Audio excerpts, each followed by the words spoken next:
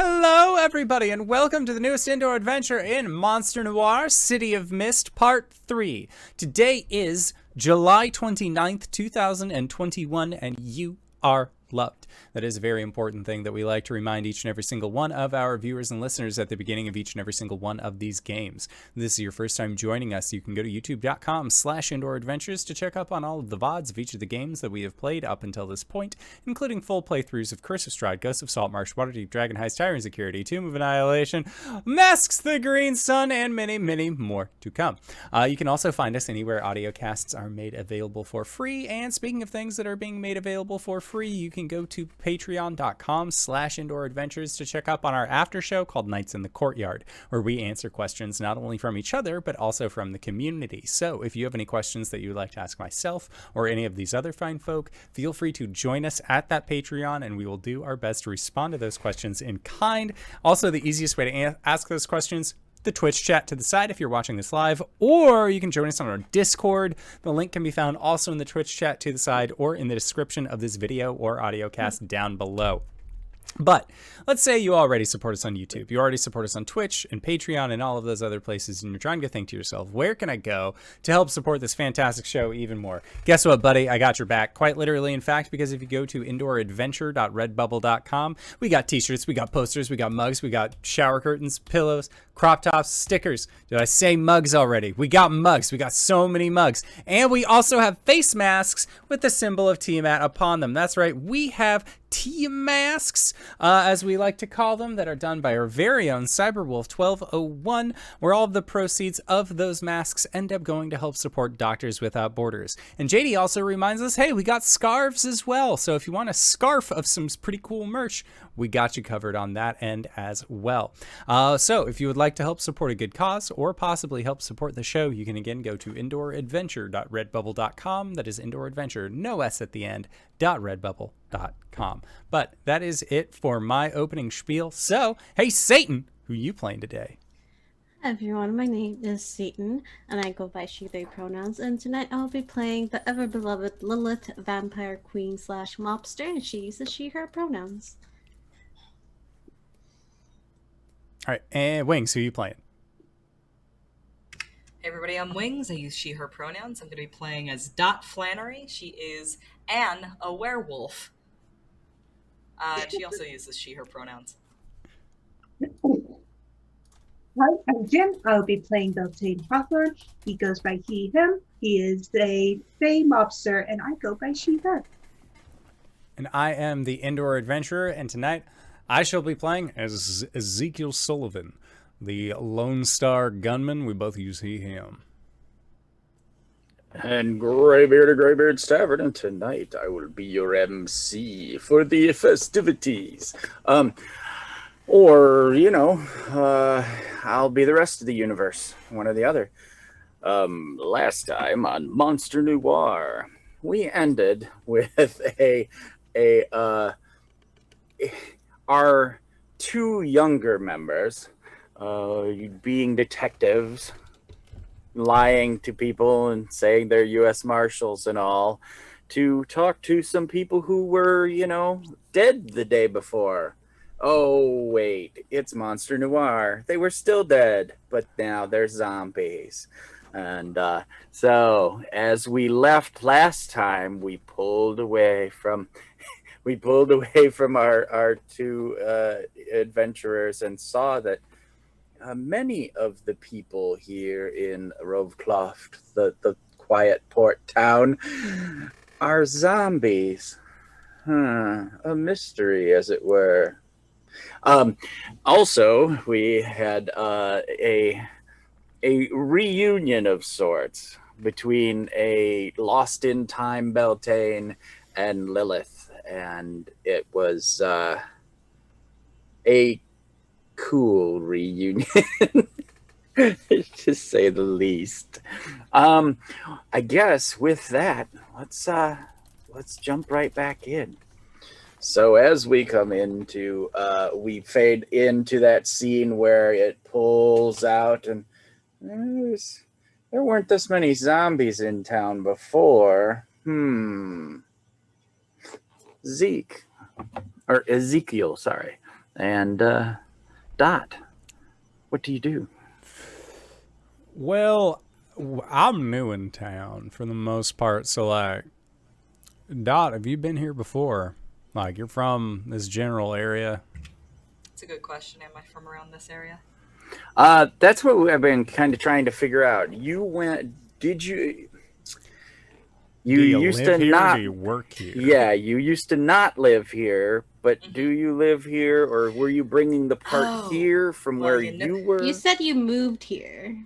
Yes. She's But, new in town. She's new in town. But here's the thing. She's got her ear to the ground on account of her tag lunchroom gossip. Okay. She has a pretty good idea of like of things going on in town just just because she has a lot of reporter friends. Mm-hmm. All right. Yeah. We'll just it's not worth a roll. So yeah, there does seem to be. I mean, it's not like everyone's a zombie or anything, but there's, you're like, oh, it would be weird sometimes you'd be at the grocery store and, you go to grab an avocado or something and, or wait, this is the 40s. You go to grab a banana and, the most exotic fruit available at the time. It tastes just like the candy. Exactly. You go to reach for a banana, and then you notice that at the same time a decrepit nearly skeletal leathery hand would grab at the banana, once in a great while. But now you're here, and there's two in the house behind you, and you see at least 2 or 3 on the street. So it's like the zombie population is not non-existent in this area, but Right. it seems to have exploded. This is not a normal amount of zombies for this particular. Correct. Yep. Gotcha. Like I said, you would once in a while see one, but now, like you said, they're, like I just said, 2 in the house behind you and at least 3 on the street. The mailman pushing his little bag thing and She kind of like looks around. She's like, huh. Maybe it's some sort of holiday? Family reunion? You're saying all these. I'm trying to be more polite, I guess. Crypt keepers. Is that what we want to call these? Undeadens. Undeadens. All these haints. Look, let's just say this is not a normal interaction for this town. I haven't been to very many big city towns, to say the least. Is this a normal thing No, that you're y'all right. get up This to does- out here? I mean, this does seem like a lot. It really does, but I don't want to judge. Like, as long as they're still paying rent, it's fine, right? I kind of get the idea you want to judge. I'm really trying not to. There's some old school prejudice deep down in there, but won't get me very far. Not around here, no. No. gives Zeke room to grow as a character. See, that's Exactly. He's trying to do his best. Something undead killed my parents. Yeah. But at least I know it wasn't one of those. They moved too slow.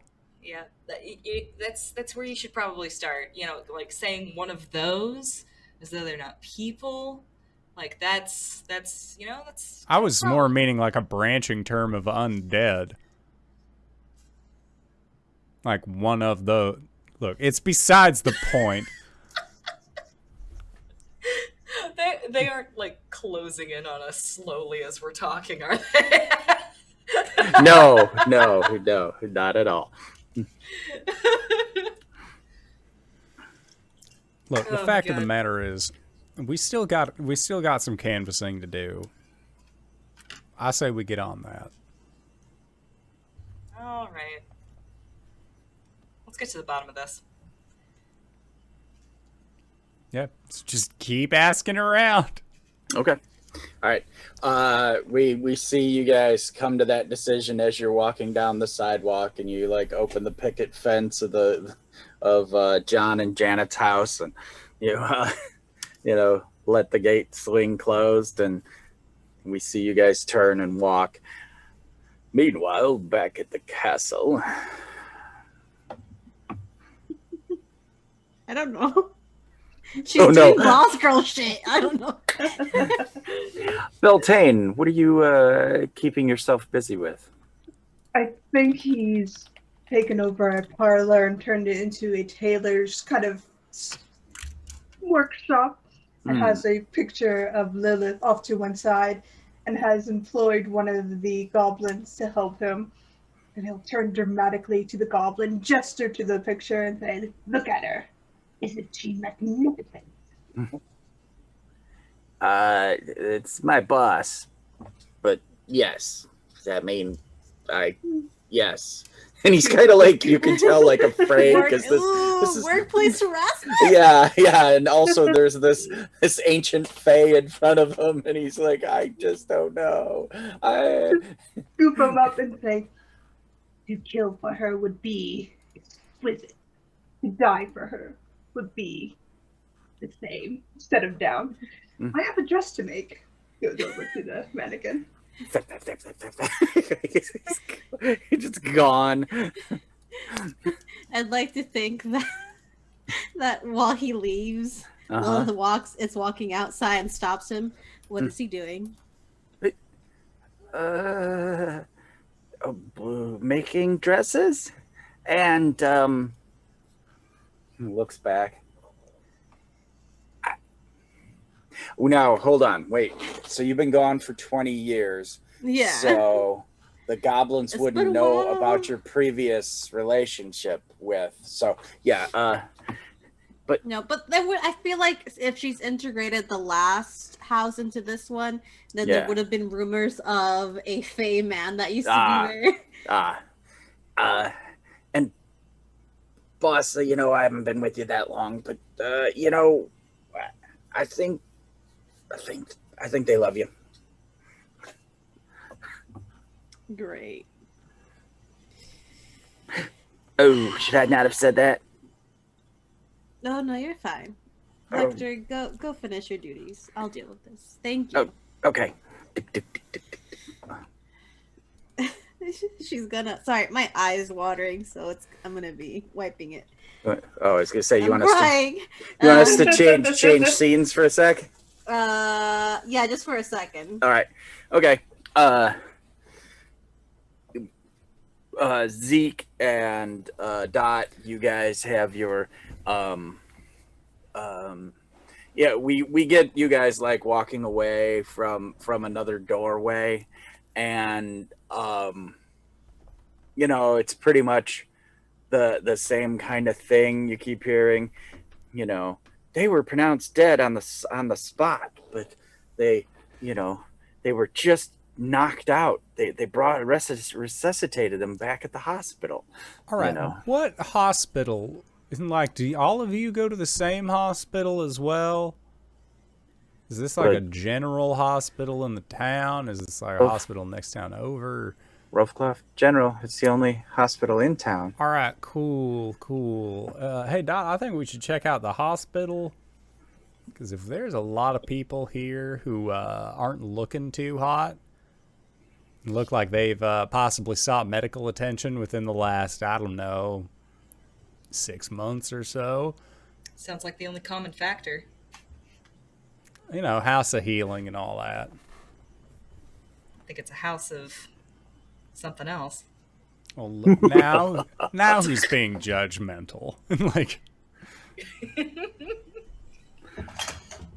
There's a difference between prejudice and evidence, Zeke. He's just he will concede to that.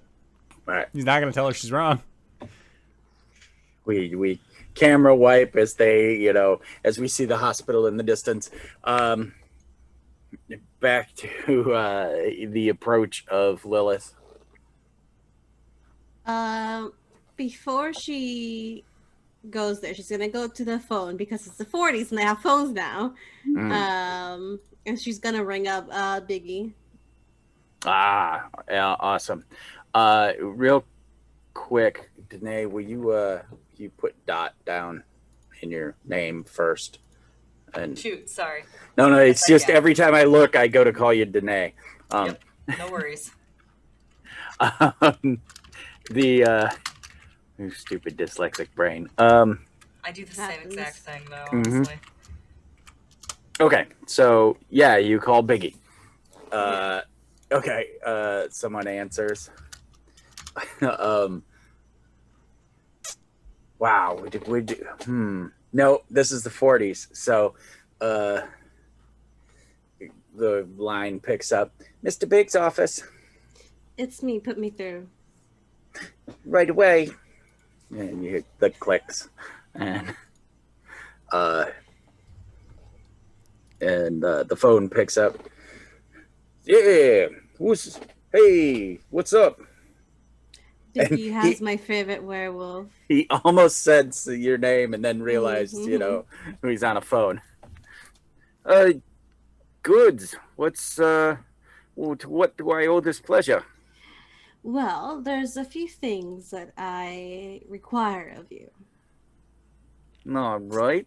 I need you to keep an eye on certain happenings in town. There are some dead bodies showing up, shriveled up, lifeless, as if the life's been sucked right out of them. I need you to keep an eye on that. Keep your boys on it. Yeah, the boy's been saying the place is starting to stink. It doesn't smell like fish no more. It's starting to smell like dead folks, like cemetery. Do they know why? Nope. It's just the way things smell. But we can keep our sniffers out there to figure out what's going on. Yes, I hope it's not bad enough that I have to come down there. No, Miss L. We'll take care of all that for you. We'll figure it out and all. I also need you to keep an eye on a few people for me. All right. There's one called Ezekiel. What's his last name? He told me. He has said it to everybody. Is it Young? No, it's Sullivan. Sullivan, oh God, yeah. sorry. Yeah. He's been with Dot this whole time, and he's said his name like multiple times. She's like, yeah, I just don't know who this guy is. His name is Ezekiel Sullivan, goes by Zeke. Sticks right. out like a sore thumb, dressed up like a cowboy. Huh. We'll probably ask you how fast you can count. Cowboy, hey? That's ridiculous. And he leans back and he's got a pinstripe suit and a zoot suit type hat on, even though he's in his office. It's like, gray fedora with a black stripe and then matching pinstripe gray. Yeah, the cowboy, that's ridiculous. Okay, must be pretty easy to find. Well, is he, is he like blind to the thing? No. Oh, okay. He's also with another person, a Dot Flannery. Okay. All right. She is a newly transformed werewolf. Whoa. As in, it happened yesterday. Whoa. All right. Well, like bit kind of transformed, or no? Okay, because I believe she was born a werewolf, but she wasn't know she was a werewolf. Because I'd swat a boy on the nose if he ever did the old chompers on somebody and let him live. I would never accuse you of such things. All right. The place would be damn overrun with, snarling tail waggers. All right. Well, thanks, Miss L. Anything else? No, that's it. I believe they're in town right now. If you could just keep an eye on them for me and let me know if anything else seems out of the normal, rather other than the dead smell. Yeah. Try Okay. to find out where that comes from. All right. I'll talk to you when I can. Okay. Bye, Michelle. Bye, Biggie. Hangs up, and you see him turn, and he like starts to, almost like barking out orders. And Mac, where the hell is Mac? Kind of thing, and then it. Got any orders? And she'll put that down, converse with a few people, give a few orders, then walk over to where Beltane is. And just open the door and just look at him for a moment. What paint a picture for us, Beltane? What's she see? As she comes in, there are roses blooming like along the banisters and the like railways of the room. Railways. And there are lilies kind of scattered throughout, and there are like little fireflies in the middle. There's this black dress in the similar vein of Rita Hayworth's in Gilda. It's a femme fatale dress, and it's a very nice black long dress, form-fitting, and he's placing a fur, kind of mink fur coat over one shoulder and turns and gives a charming smile and says, "For you." Thanks. It highlights your qualities. She looks down, looks back up. He tilts his head. Well, not those qualities, but yes, part of those qualities. It really did not take you long to transform one of my rooms into your own personal tailor shop. It took me 2 hours to be exact. And did you ask permission? In my home? Well, would you rather me go bother your goblins? I'd rather you ask. Pushes the dress forward. I'm asking. I'll take it. Gives a wink. Since it highlights my qualities. Beautiful, spacious, charming, darker than the night itself, beautiful in velvet. Yes, I would say that you are the exemplary form of a mob boss in this dress.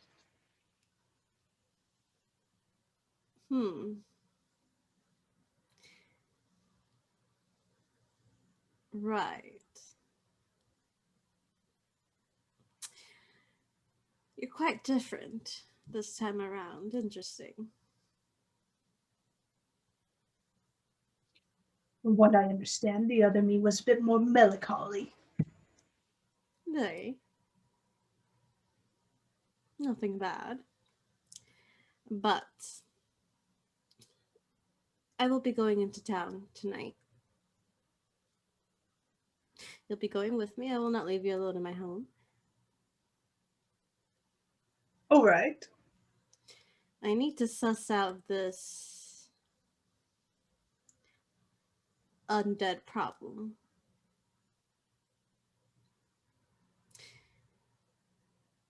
And I haven't been out in a while, so why not?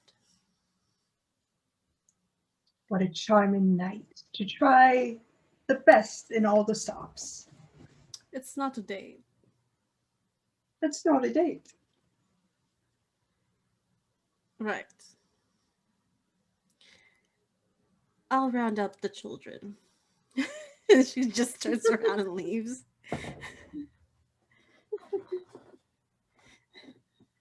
Awesome. All right. So we see you guys getting to the hospital. And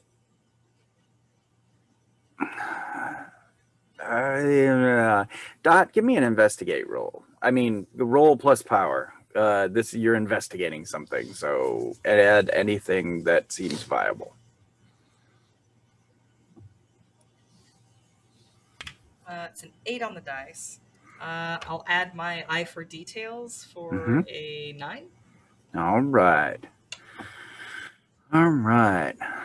On a hit, you get clues plus your power. So, all right. Or clues equal to your power. Okay.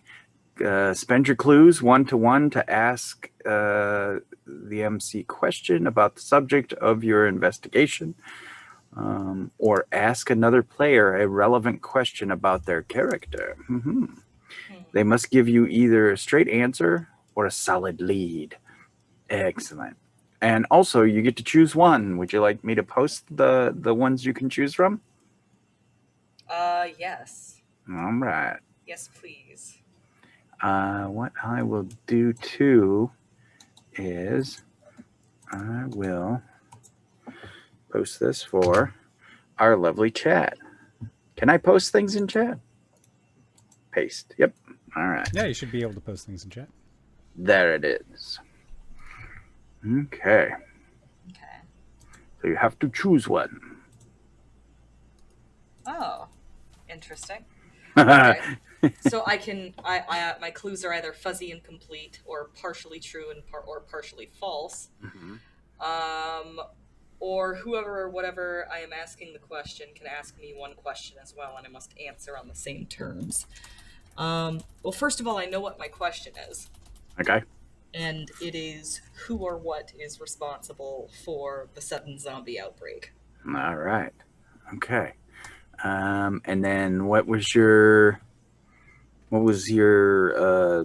partial, your My choice? yeah. Steven, what do you think it should be? The partial choice? Yeah.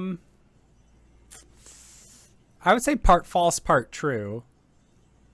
Because it honestly, it makes it more interesting. Yeah, well, it's also like we've been asking so many people what the truth is that, like, chances are, like, even if we heard the truth, we would still be like, I don't know, though. 5 zombies said something else. Exactly.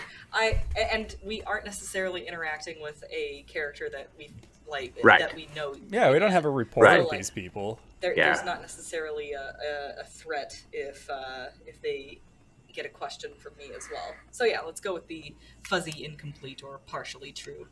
All right. So, and your power was 2? 1? It was 1. 1. The hospital looks weird. Something doesn't seem right about the hospital. Like, it looks like a modern hospital, but then there's like these old castle-looking buildings or whatever that seem to be, another whole part of it. It's like this used to be the hospital, but this is the new hospital. But they didn't tear down the old hospital. Okay. Or they're still using the old hospital and haven't torn it down yet. So I always hated coming here. Gives me the willies. Yeah, this place does not look like a picture of health and safety. To be quite frank, I have been in tents that seem to have better sanitation than that entire side over there. People are just okay with that? Like, I kind of want to ask if other people can see it. But I already think most people think I'm crazy anyways. I know it's kind of weird, but, like, this place used to be a university or something, converted into a hospital. You know how it is. People, like, have their own eccentric ideas of how the building that they donated to build should be built. Wait, people So, just like, nothing donate looks buildings the same. out here? I thought all the gold was in the West. Shrug. As you guys are looking at the hospital and such, a police officer comes wandering over and says, Well, howdy, Tex. And he flicks his little police cap up a bit. You, going to the OK Corral? What's with the guns? Oh, he's not from Texas. Thank you. He gives you like an eyeball, like, I wasn't talking to you. I know, I'm a woman. The 40s. Okay. Rip his throat out. I think Zeke would probably say, ain't nothing going on with him so long as you don't cause any problems. Oh, is that a fact now? He, folds his arms. They're just sitting there looking real pretty. All Minding right. their own business. I suggest you should be too. Well, this isn't the Wild West, Mr. Ezekiel. You can call me Zeke. Mr. Ezekiel. And you? What's your name? Dot Flannery. All right. Well, Miss Flannery, do you live here? At the hospital? No, in town. Oh, yeah. You're a local, and you can vouch for him? I'm keeping my eye on him, sure. And he gives Zeke another side eye kind of thing, and it's like, all right, move along then. And he's just kind of... You're not going to cause any trouble, are you, Tex? Not from Texas, and no ma'am. As you guys... Oh, or did you say that in front of the police officer? Yes. Oh, I'm not from Texas, and no ma'am. Well, you seem to have some manners. Move along then. And he keeps walking. Man, everybody out here is incredibly judgmental towards the way that I dress. A shame.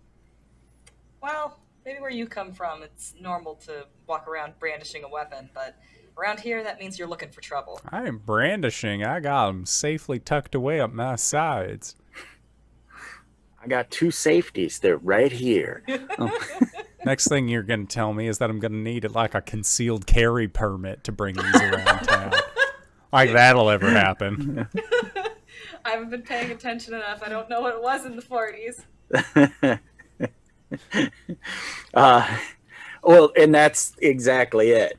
If you had a gun, there's usually a reason you would have a gun. And unless there was a city ordinance against carrying a gun out in the open, no biggie. All right. It was actually the NRA in the 1960s that began to have gotten... Okay, Nights in the Courtyard. Yeah, you've got the hospital. What do you guys do? I'm going to start poking around. Yeah, sniffing around for clues. All right. Asking questions. All right. Who are you just... You're just like, you walk into the hospital just start I'd say like walk into like the central waiting room area, and kind of like, I want to say like go up to the receptionist and ask like, I'm new in town, I'm looking for a general care a new primary care provider. I was wondering if there was, I heard that there was a doctor who could work miracles, that some folk ended up in an awful sort, but then it turned out that, no, they were fine. And I was wondering if it was possible if I could get in contact with that doctor. Because honestly, no offense to the other medical staff that you got on, but if some man here or woman, I don't want to cause any problems one way or the other, is capable of solving a near-death issue, I feel like they would be my best bet for primary care. And they like, the whole time you were talking, they were like looking at you like, what are the words coming out of your mouth? And they're like, all right, well, and they grab a clipboard. And Trust me, he's gonna need a miracle worker. It's all the whiskey, bacon, and lard. Those are the 3 primary food groups. Okay, fill out this, and she gives you a clipboard and a pen. Yeah, and I would say Dot, it is probably the most upsetting thing watching him write, because he does not like write like a normal person. Like he like full on like grips the pencil and just like carves rather than writes, if anything. Bless. And I feel like, if anything, it might be one of those, like, he gets, like, 2 letters in before it's just like, oh, God damn it. Like, this is, like, he looks at it and it's just like, I wrote 2 big letters and I don't know if I can fit the rest in there. You any good at this? Okay, so let me get you a new form. No, he's like, yeah, he'll ask Dot if she can help sign, like, help fill out papers for him. Yeah, she kind of rolls her eyes and takes it from him and like starts going down the list, asking him everything, writing and then down. it like you're like 3 questions in, and she's like looking at you guys, and she's like, so other people, things to do when you get that done. Oh, of course. I'll still be here, probably. She looks at her watch. She's like, and we'll go from there. So. Thank you kindly, ma'am. And there was like someone else standing right there, you know, with like flowers or something. And we'll be back in a jiffy. And yeah, she's like, oh, you need to see the Johnsons or whatever, blah, blah, blah, room 412. Good luck. You know, just like lets them in, you know, to the hospital. Because, of course, they look like they belong there kind of thing. All right, so you're going through the form. What the hell does high blood pressure mean? Yeah, exactly, that kind of thing. What's a cholesterol? Oh boy, you might actually need to have this appointment. Bacon, beans, and yeah. So, what was it's not a date, you were going where? Where were you headed? She was... Okay, so as a... one of my logos is Crime Lord. And it says I have company resources. So I was hoping to use that to figure out who'd be the best person for me to talk to get forward in this investigation. Okay, cool. So it wasn't like you were going to go to your club unless there was a clue there. Unless there was a clue there, yeah. Okay, good. All right, I just need to get that in my head whilst we finish out the hospital thing. Yeah, for sure. So, Dot, you're filling out paperwork. How about Zeke? Why don't you give me a roll plus powers in investigate? Oh Lord! Situation. All right. Let me see what I got here on that one.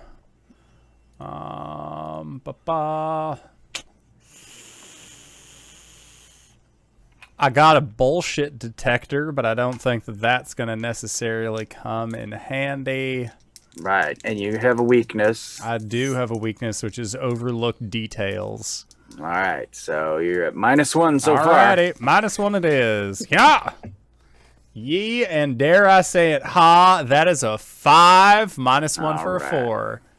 All right, so I accidentally get trapped in like a legitimate like primary care provider like first meeting. Like this is not a like yes we will investigate. They're like, all right, no, like you really should get your blood pressure checked. So yeah, Dot's like now is Dot like a swooshy writer or a pressman draftsman? Very utilitarian. Okay. Like it's all like tiny but all caps. Right. Like, very legible but very quick. Right. Architect's writing. Exactly. Yeah. Drafting. All right. So while you're putting that down, Zeke, a big phantomy shadow thing moves across the hall down the way. It's like a smoky shadow sort of drifts through from like one door to another. I would say, is he getting checked out at this point? No, Okay. You guys are still in the lobby. Dot is filling out your paperwork and asking you questions, and you happen to be like, oh, this is so dumb. Well, does this ever end kind of thing? And then you look up and down the hall, like down the hospital hall, between one door and another, this sort of shadowy smoke figure moves across. Because I was going to say, I liked the idea of Zeke, getting his, heart rate checked and seeing shadowy smoke, and then it's just like, holy shit, that's off the, this is off the, through the roof. Way up. Oh, yeah. That's awesome. Outwardly, he is fine. Internally, he must scream. So I think seeing this, he talks low, so that way Dot can hear, and just, we are not getting anywhere with this. I thought that was a much better idea than it was, but there are ghosts and ghoulies and other things that are inside this hospital. We should probably be more so investigating than talking about my general diet, don't you think? So, what do you suggest we do? I'm saying maybe we look around outside for something that's possibly open on a lower level. Dot looks up and checks to see if the person that we took the paperwork from is still there, or if they have gone on lunch, as they implied they might do. Let's see. I'm looking to see if there's a move for it, because that would be amazing. There's sneak around. Yeah, let's go with that. All right. Act secretly or deceptively. What can you put together? Well, as far as myself, I'm nimble as a fox, and I got super speed. All right. Also, too, with your eye for detail, Dot, there is a gift shop right there, because this is the lobby of the hospital. Oh, that's where I can buy cigars for when my baby's born. That's What? right. Duh. Do they also sell flowers? Yes. All right. Go grab some flowers. Make it look like we're gonna go visit somebody. And when you walk in, there's these orbs, these colorful orbs floating there. Just floating in the air. They're all bright colors and stuff. Is this mythos or logos? Can I tell the difference? It appears to be logos. They look like hot air balloons of old. Oh. But small and colorful. But small. Yes, and colorful. They're just tied there with string. And there doesn't seem to be fire. Oh, I've seen this before. At the boss's birthday party the last month. Yes, the use of helium gas. It's not unknown of, but since the Hindenburg, it would indeed have been dissuaded for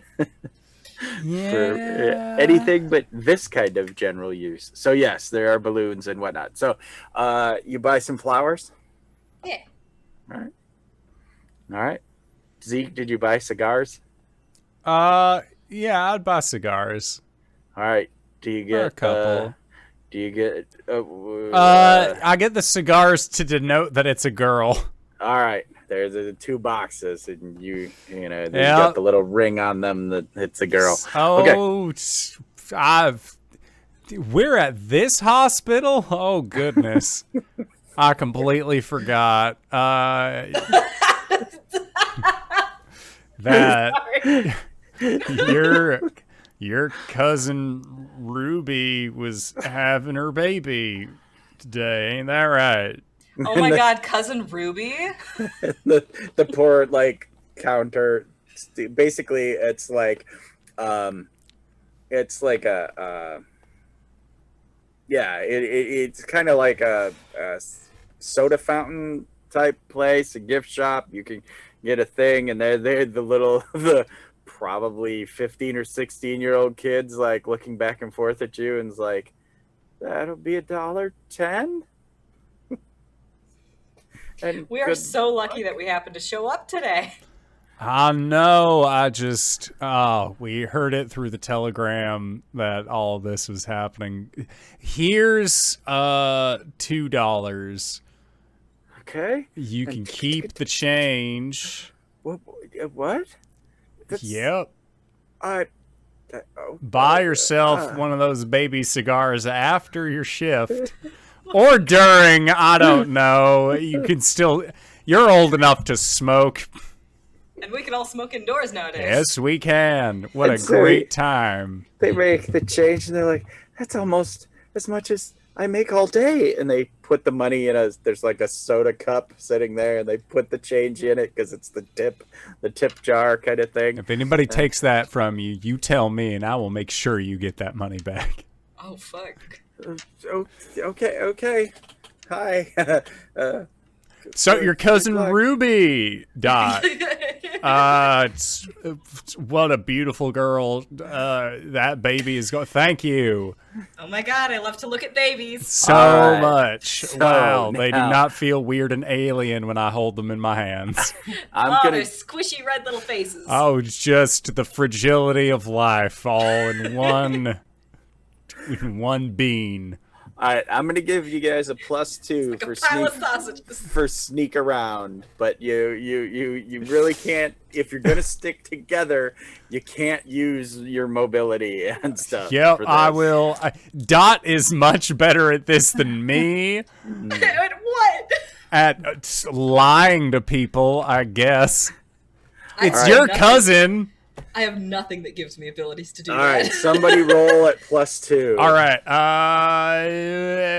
I've been rolling poorly. Dot roll. Oh God. It's your cousin after all. Cousin Ruby, here we come. Mm-hmm. Okay. Well, you said at a +2. Yes. All right, that's going to be an 8 total. All right. Okay. 8, 9. It's complicated. I choose one. Mm-hmm. You know what? I'm old and blind. Why don't I up the...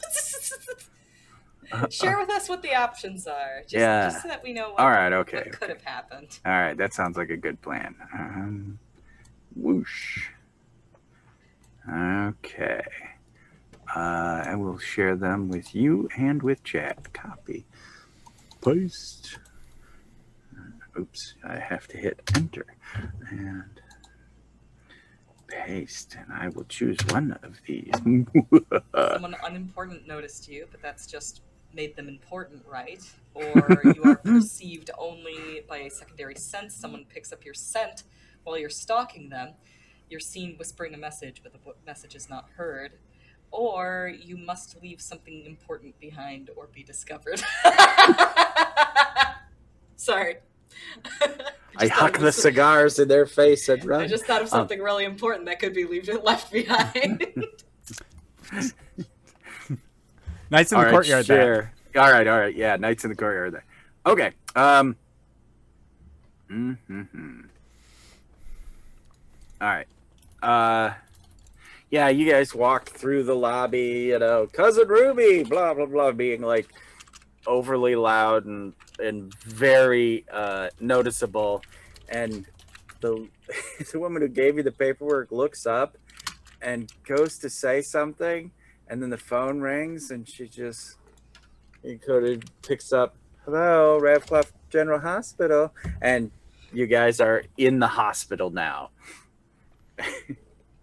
What specifically are you looking for? I'm looking for that haint that was traveling around here, floating by. We're looking for a baby. Where's Ruby? Where's the baby? All What kind of hospital is this? You're like opening rooms, and there's like people and patients, and Every single time that Zeke opens the door, just congratulations. yeah, there's a guy with a leg in a sling, and it's a cast, and his legs up.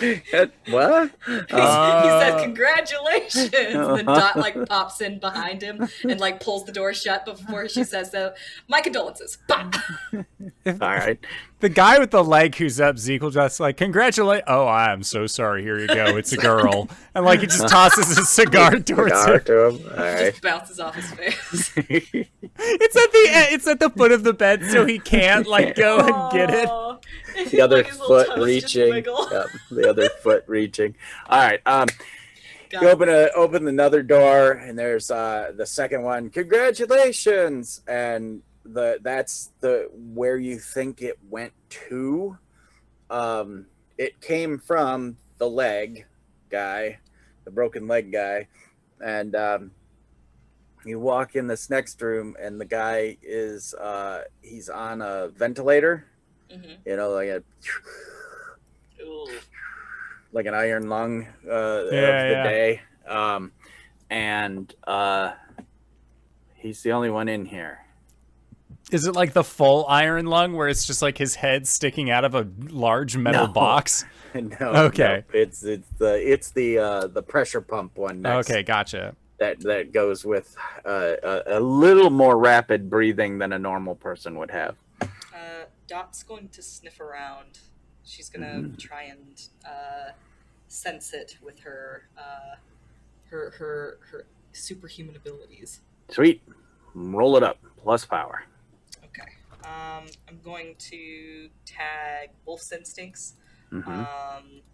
Thrill of the Hunt, and Eye for Details. Any weaknesses that would fit the case? Sensory overload, possibly? Viable. So I mean, plus it's kind 2. It's quiet in here, but Yeah. It's okay though. 8. All right. Okay. So that's 2. You get 2 questions. And one of those exposure things. Back in now, check. which move am I using exactly here? Investigate. Investigate. Okay, so either my investigation exposes me to danger, the clues are fuzzy, incomplete, or part true, part false, or whoever or whatever you're asking questions can ask you one question as well. Yep.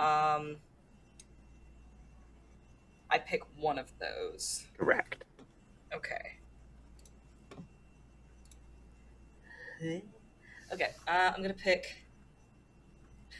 I want to say exposes you to danger because it's different from the one we got last time. Perfect. Yeah, so you're like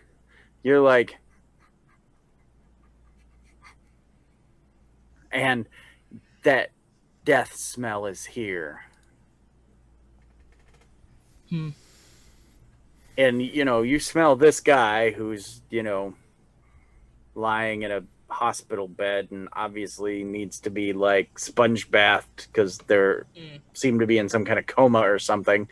But he at least smells alive? Yes, he smells like a normal Peeps, but yeah, you're sniffing and snorting around. I think she like steps in, like smells death, sort of sniffs at that guy. He smells alive. She's gonna try and locate that death smell. Yeah, there seems to be a vent up there. Sniff, sniff, sniff, sniff. Yeah, it smells like death went into the vent.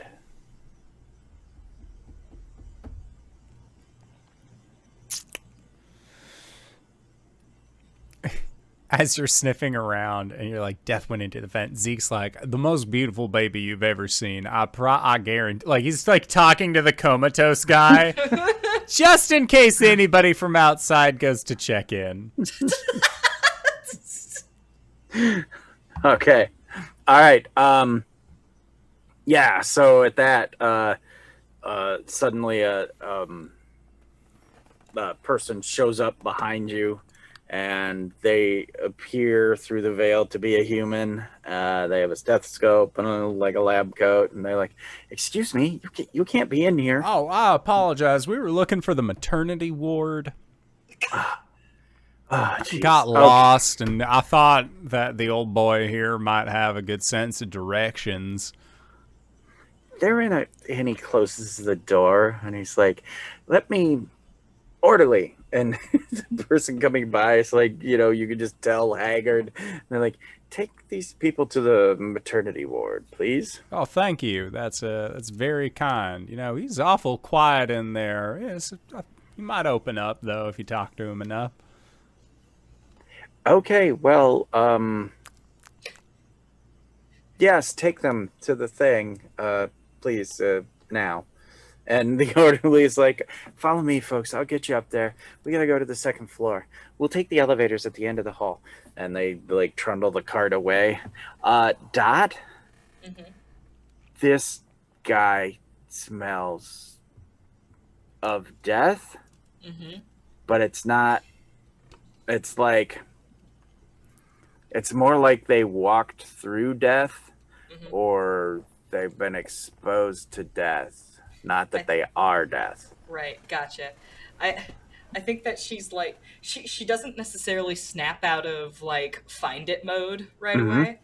She's just kind of sniffing at the vents, and then she turns around, she sees that guy, and she gives him a couple of sniffs as well. And she almost literally starts growling at him. She just narrows her eyes, and there's a low rumble coming from her. All right. And he takes a step back and is like,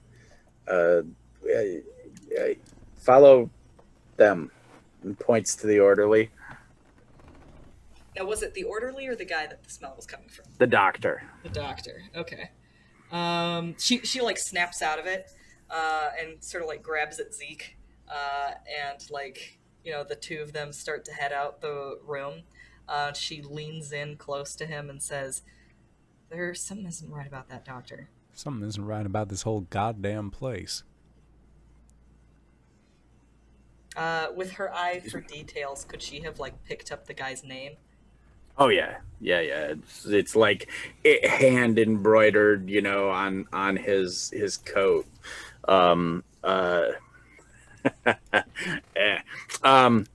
Dr. Acula. I knew it. Dun, dun, dun. No, Radson. Sorry, I'm gonna write that down so that I don't. I put it in Monster Noir's chat. Thank you. All right. Yes, it's Dr. Radson. Dr. Radson. Suspicious. And are you following the orderly then? Yeah, we'll follow the orderly. That's what we're told to do, and we are too deep undercover. All right. And as we're walking, Dot is just literally sniffing at vents to try and see if that thing's nearby. I'm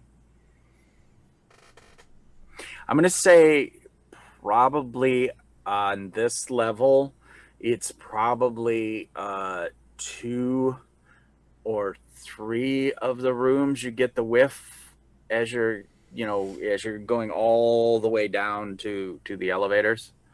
As though it's one thing leaving a trail, or as though there are more than one thing? It's more like, okay, that room, and then a couple more rooms. Okay, that room. Yeah. I think that as they're just moving along, she's just pointing at rooms. And that's when you notice there are little colored placards, and all of the rooms that are that you smell the death, the blue placard is out. There's a red, yellow, blue. There's different colored placards, and the blue placard is sticking out on each of those rooms.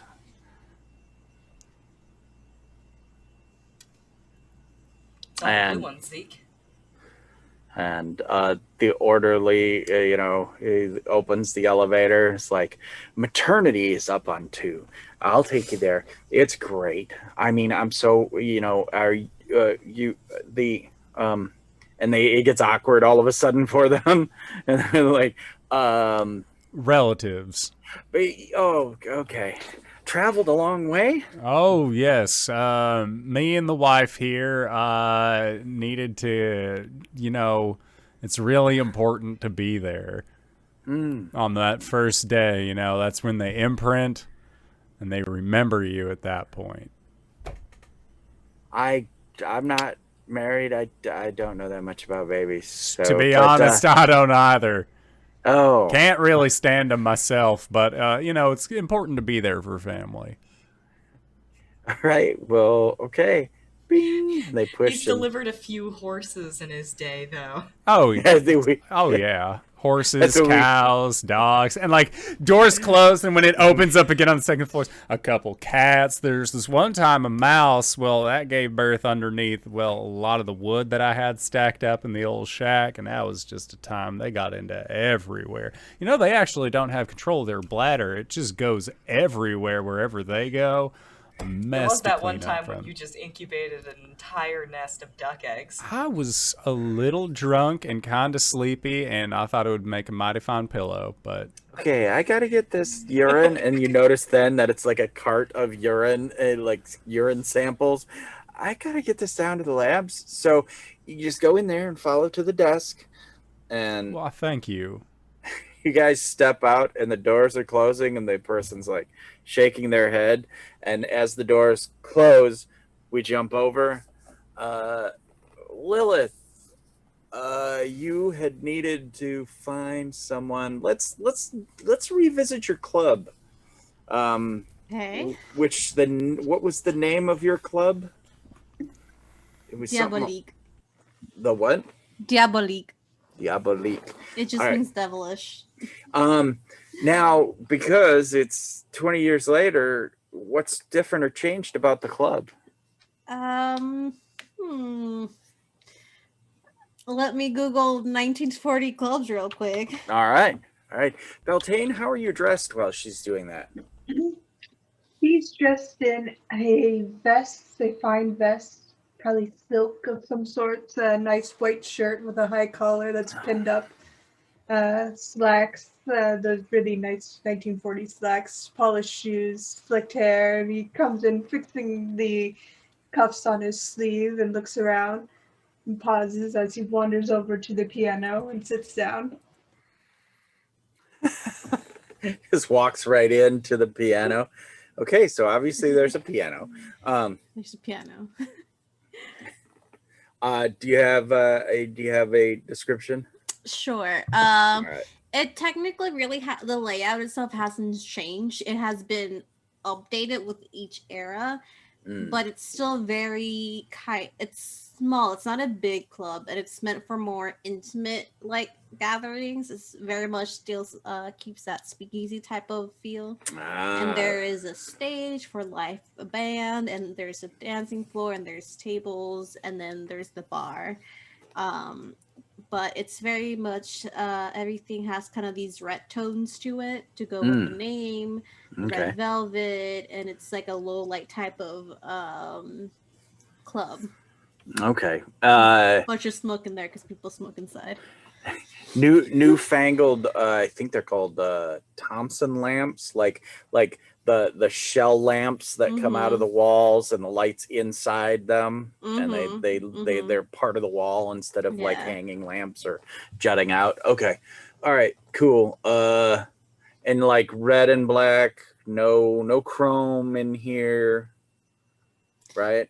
No, it's very, very red and black. Yeah. All right. And Beltane, you walk over to the piano that's there, and what do you do? He starts playing a melody that will later become Peggy Lee's Fever, and he's just laying down some tracks, and he just kind of hums a few notes to himself and looks to Lilith. Lilith walking in through the smoke in the dress that he made her with a fur kind of shawl. Yeah. But it's not a date. But it's not a date. And How long has it been since you've made an appearance here in the club? Oh, it's been a few years. Okay. She doesn't really get out to do this much anymore unless it's like an emergency. Mm-hmm.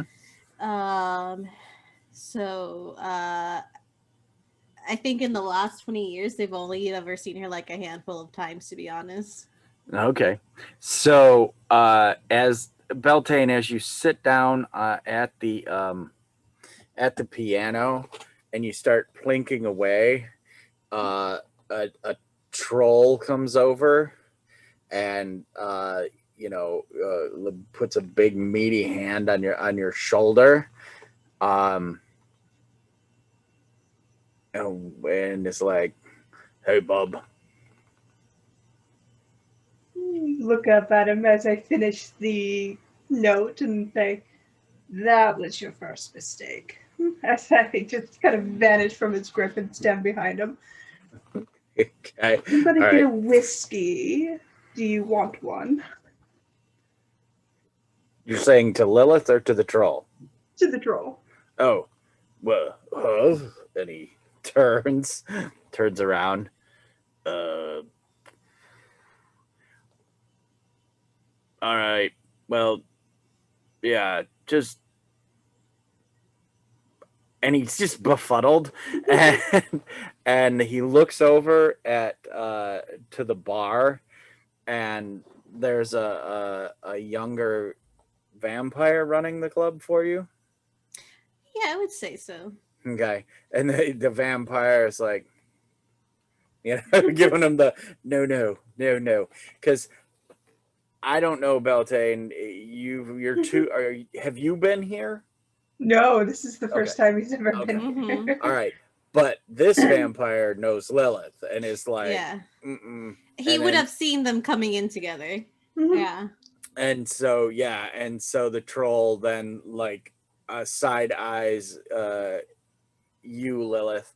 He's probably never seen you, but he sees a vampire that runs the place being like, mm-mm. And so he's like, Code Red, the boss is here. Yeah, exactly, kind of thing. And it's like, sorry, sir, that yeah. And he just kind of like, we see him kind of lump through the lights of the Thompson lamps, and he kind of shadows through them and just kind of fades into the background. Watching him go, I'll just kind of tap the piano and it starts playing a series of jazz as I make my way back towards Lilith. And the few mundanes in here are they look over and the piano's playing all by itself, and then they like giddy whisper to each other, and they're like, ooh, and they got like long cigar holders and stuff, and some of them drink, and they're like, I told you this place was magical, and that sort of thing. That's why I brought you here for our anniversary. Exactly. And what is this vampire's name? Hunter.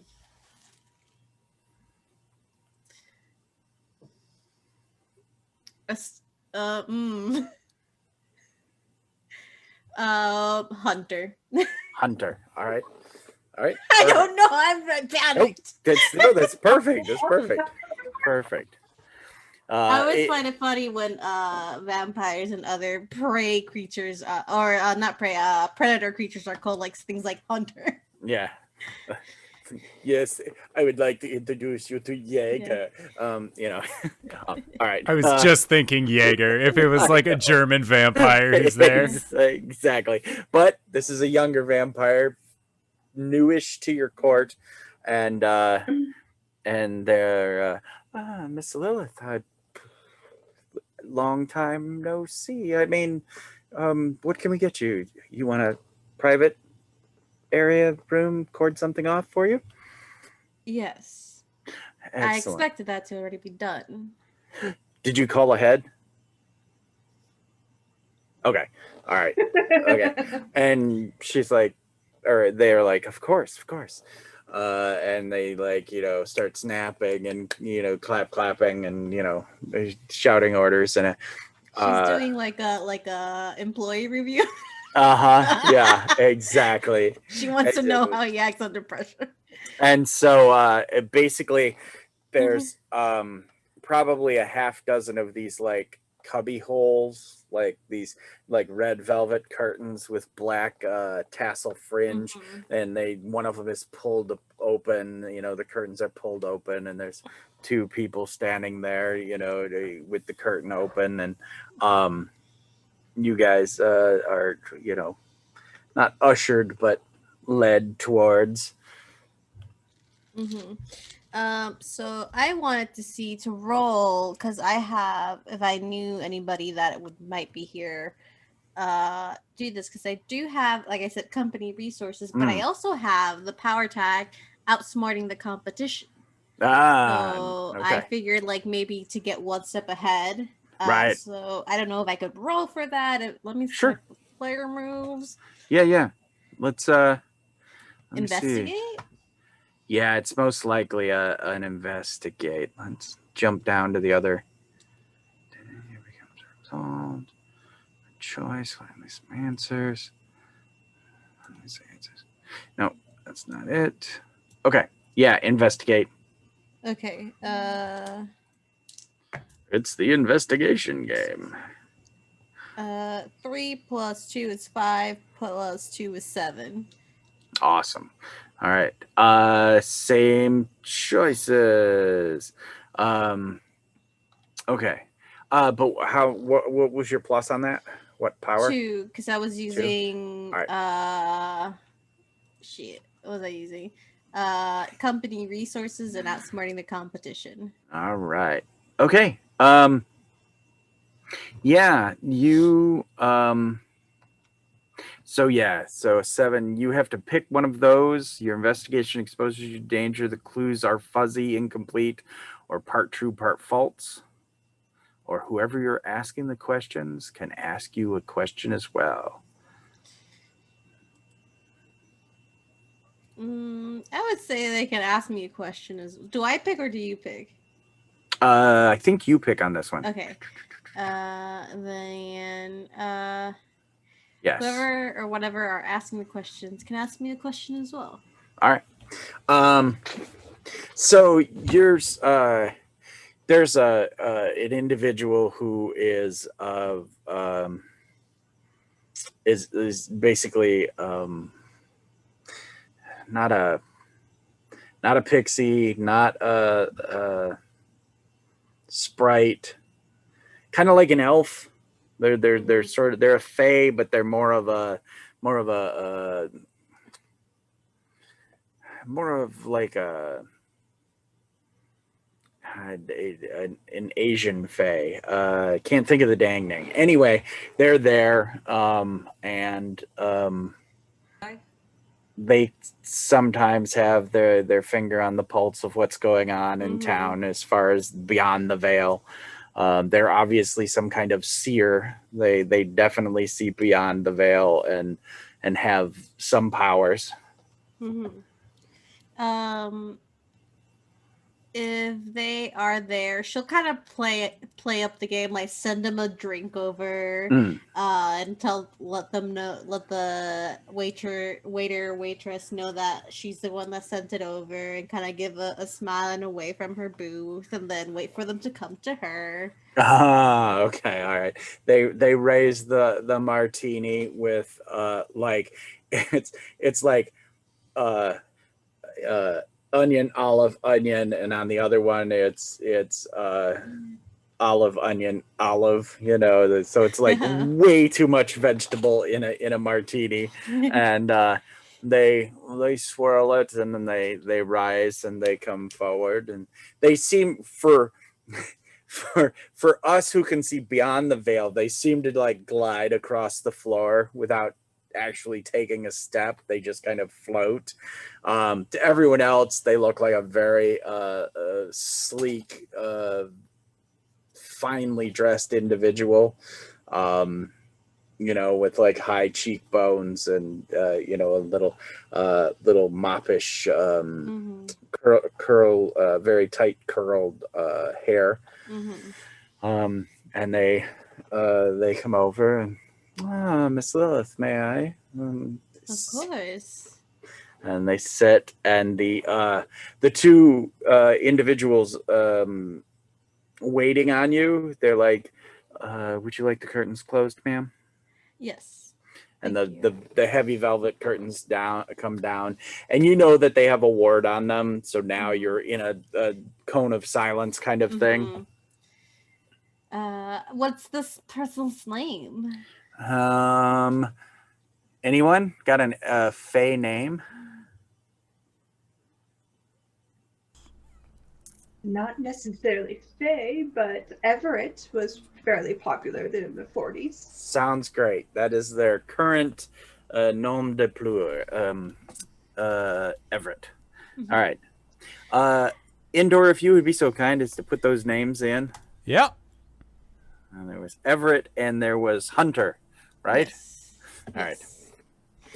Okay. Okay. I'm doing well. How are you tonight, Mr. Everett? I'm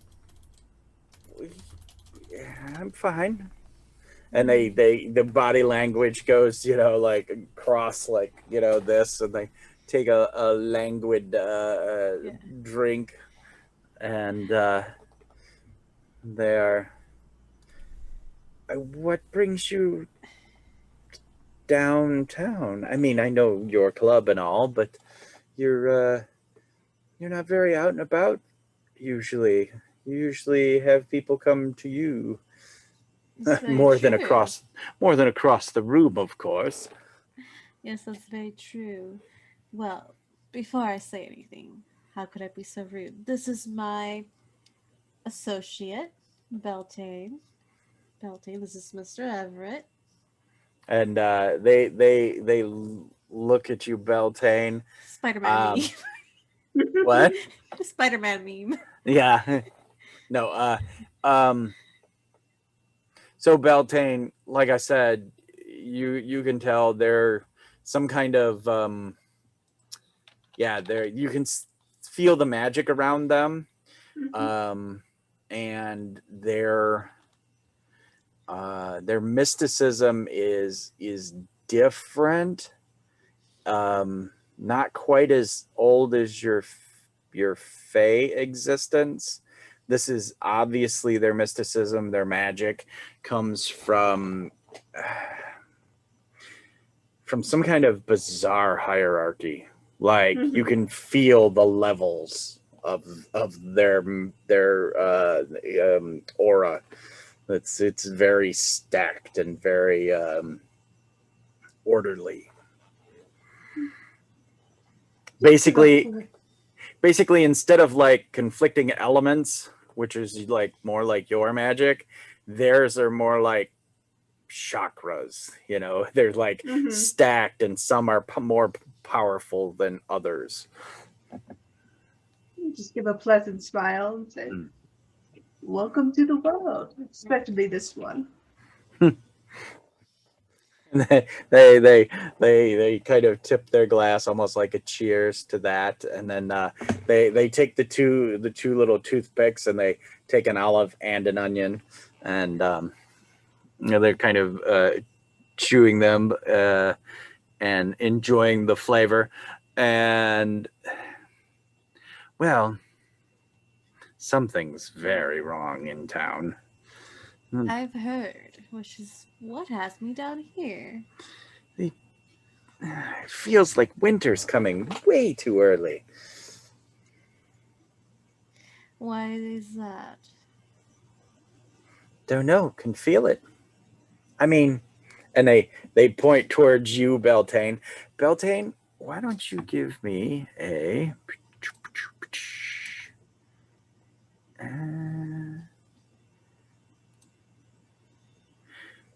I'm going to say it's like take a risk.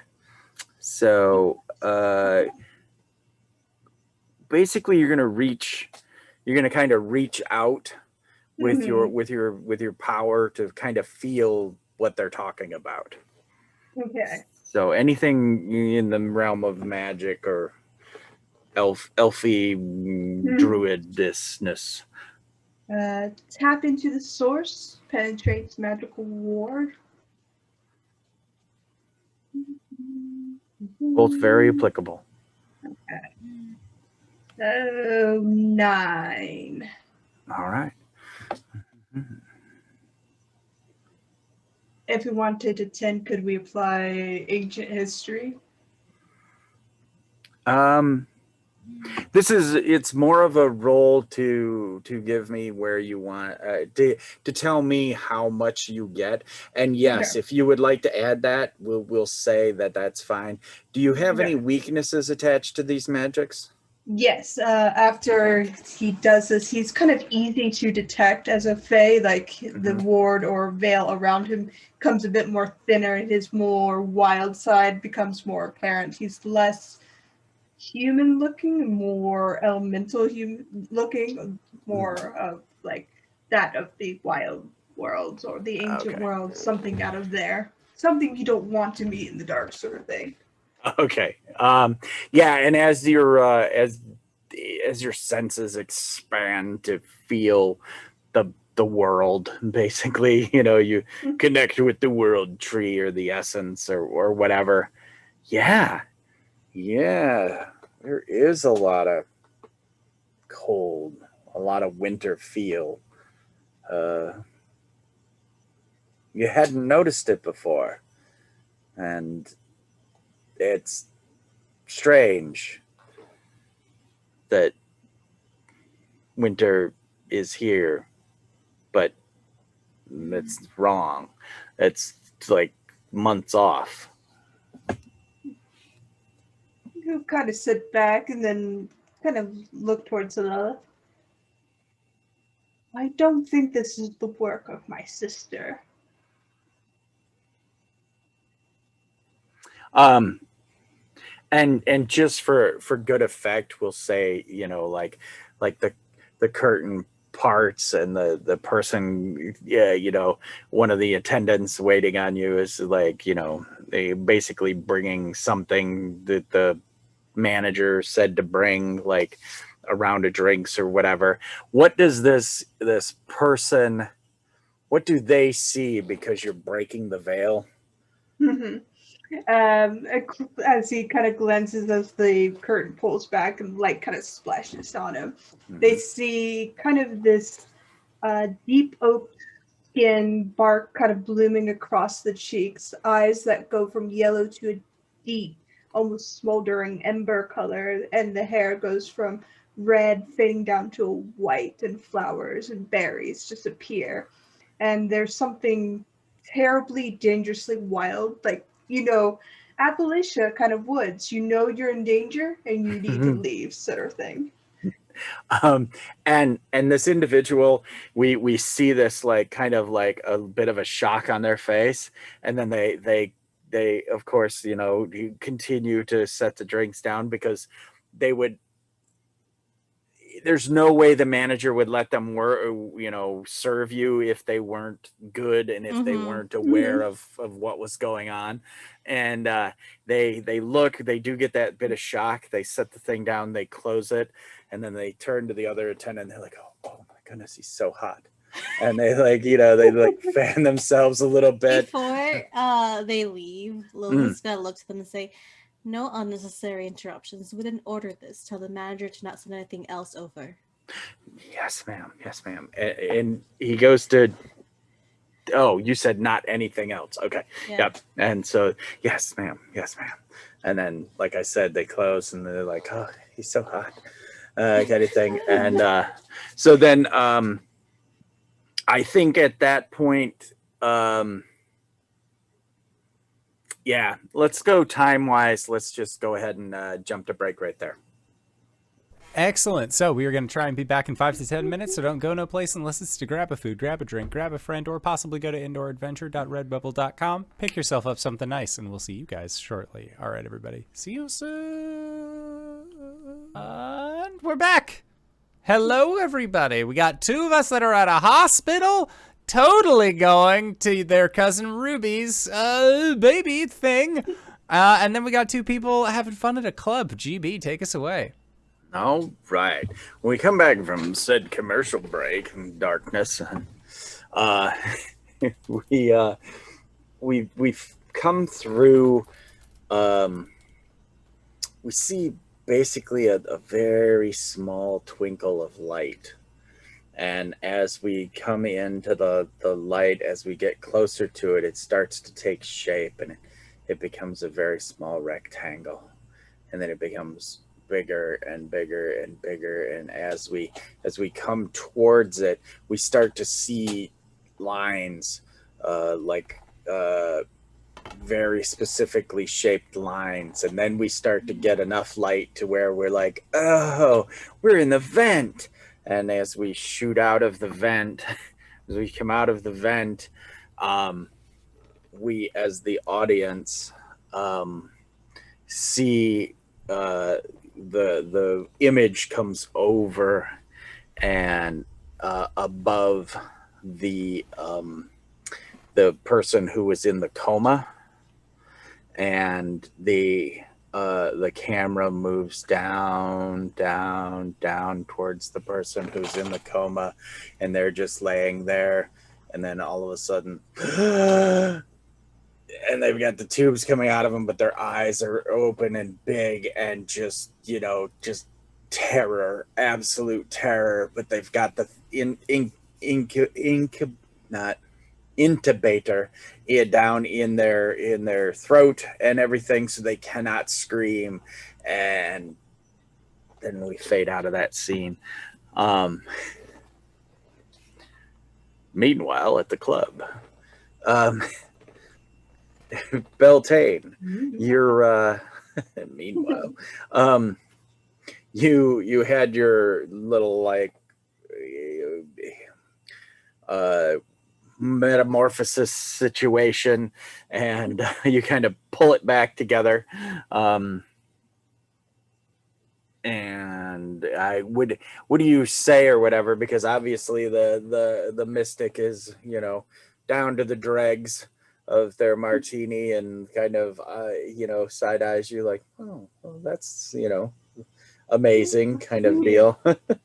I'll look to them and say, nothing happened. Okay. Well, Miss Lilith, is there anything else I can do for you? Yes. You seem to have your finger on the pulse of this town most of the time, correct?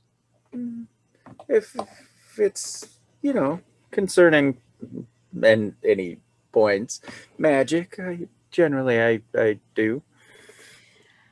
Well, I've gotten some very unsavory rumors of a lot of undeath. And I need to know why and who. Why and who and undead? Well, that winter feel could be... but it's not your people, huh? No. They pointed to Beltane. Okay. I didn't know. Because we're talking about undead, right. I was like... Yeah. No, the winter part. The winter part. Yeah. No, my sister's not this careless. Interesting. Well, I will say I will look into it. And with that, they pull both toothpicks out, and there's one of each left, olive and onion, and and they sip the little what's left of it, and I'll go make a little magic and see if maybe I can come up with something. Well, before you leave, how about we turn that maybe into a definite possibility? And she will give it's an envelope full of money. Company resources, baby. All right. Okay. All right. You just slide an envelope across the table. And they kind of they blush just a little bit, and they kind of, their hand is on the table and they raise their hand and the envelope slides to it, and they, I mean, like it kind of just disappears, kind of like a magic card trick kind of thing, and but we could see that the breast pocket is full now. Well, it would appear that it's time to go to work, and they. Oh, one more thing. And Beltane pulls out a small satchel and hands it to them. We weren't here. You don't know us. We don't know you. Yes. I had a fabulous drink and went home alone. And they twist their hand, and the same kind of thing happens where we see their pocket bulge, and they exit. Yeah, so they exit. Yeah. What's the exchange between you two, if at all? Mermaid bone is a rare commodity here and very powerful magic. Right. You don't get mermaid bone in the Hudson. I'll leave those to you. Right, so, are you sure your sister's not? I mean, I've met Imbo, and she's quite nice sometimes, but... Well, if this one remembers me, I'm not sure if it's just you or her as well. No, they all remember you quite fondly. Perfect. See, last time winter came early, it was a ice dragon. The last time there were a lot of undead, it was the devil himself. So I don't like those two things being combined. Well, have we looked into a possible necromancer hustling in on your territory? I mean, with all the talk of undead, I wouldn't put it past reality's boundaries. Also could be the zombie program. A lot of civil servant positions opened up. Somebody's got to fill the spot. Who's turning people in my town to zombies? That's the question. I have no problem with people coming here already as zombies. I have a problem with people turning people into zombies. It's why I quelled vampires years ago into stopping turning everything into their little toys.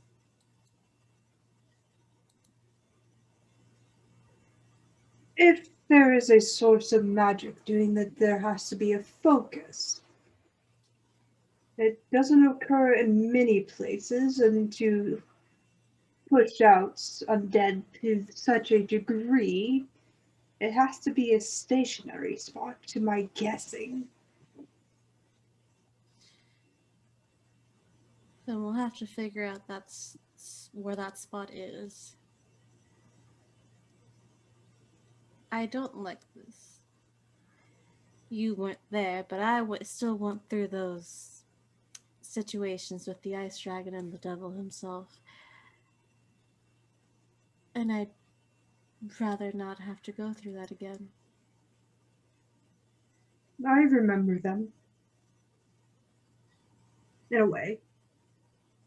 Memories like an imprint. They last.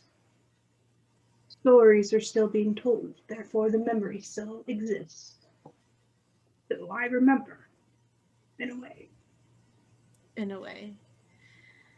Well,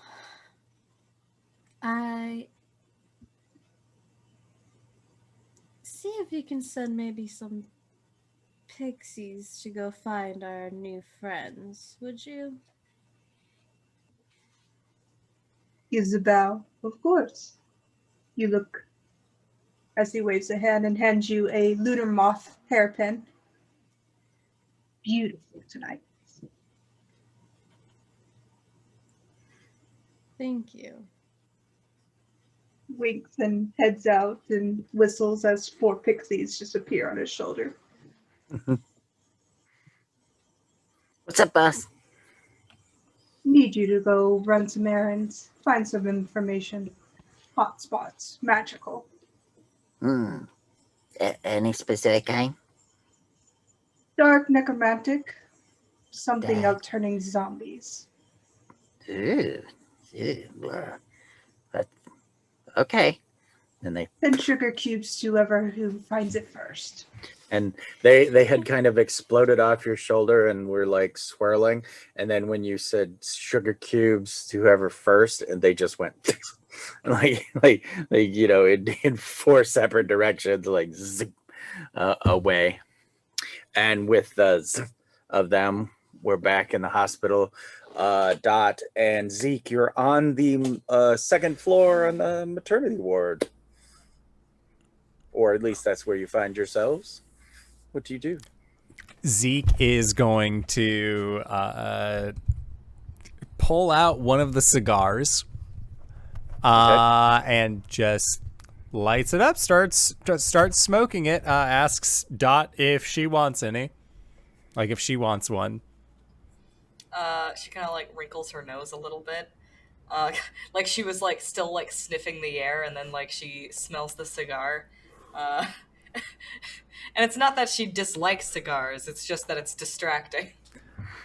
And Zeke explains to Dot, if we get caught being where we're not supposed to, if anybody asks questions, I'll just excitedly say it's a girl, and they'll probably leave us alone.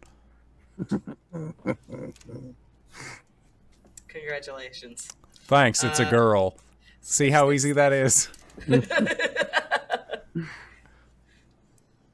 All right. Yeah, so like he'll just be like walking down the hall with Dot.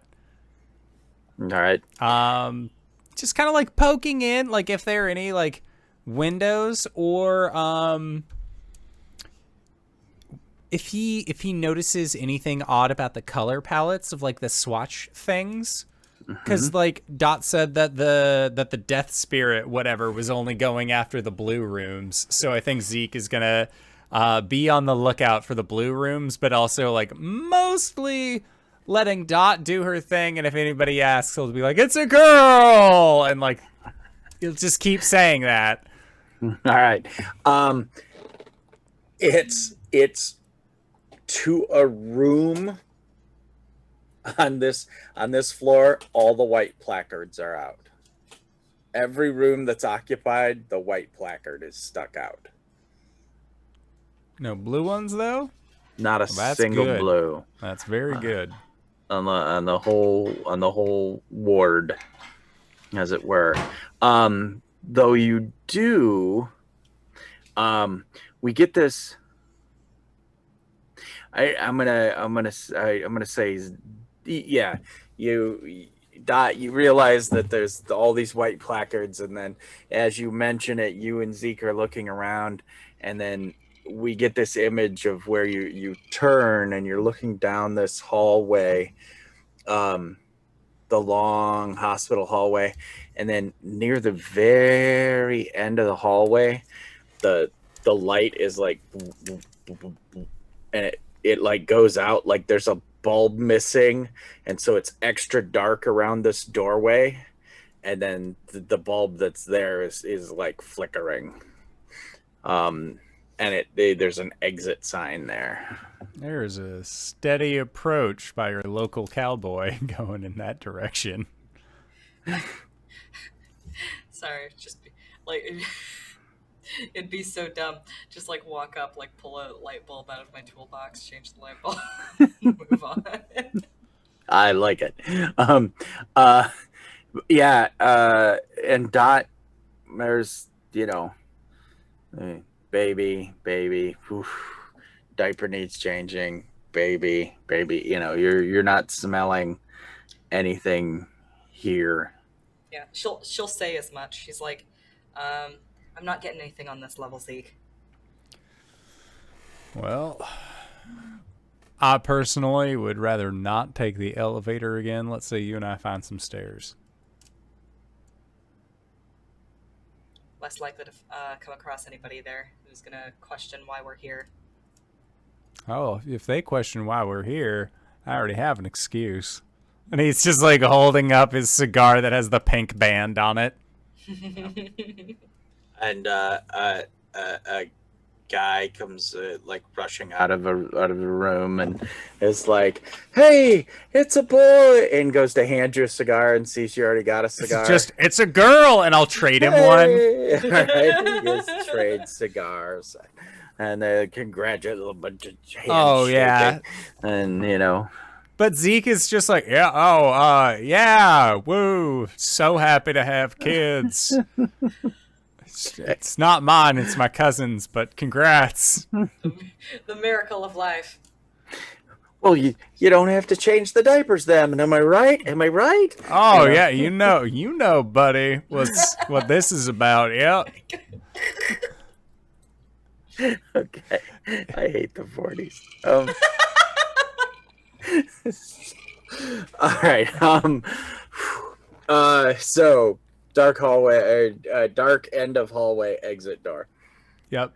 Just gonna go up to the exit door.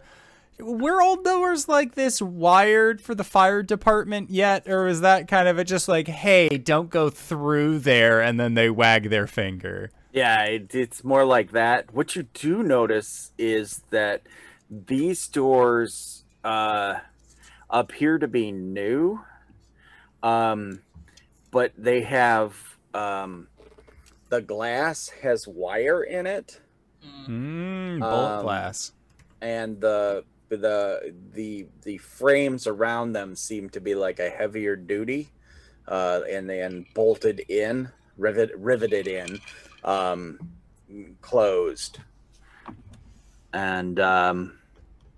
Yeah, so.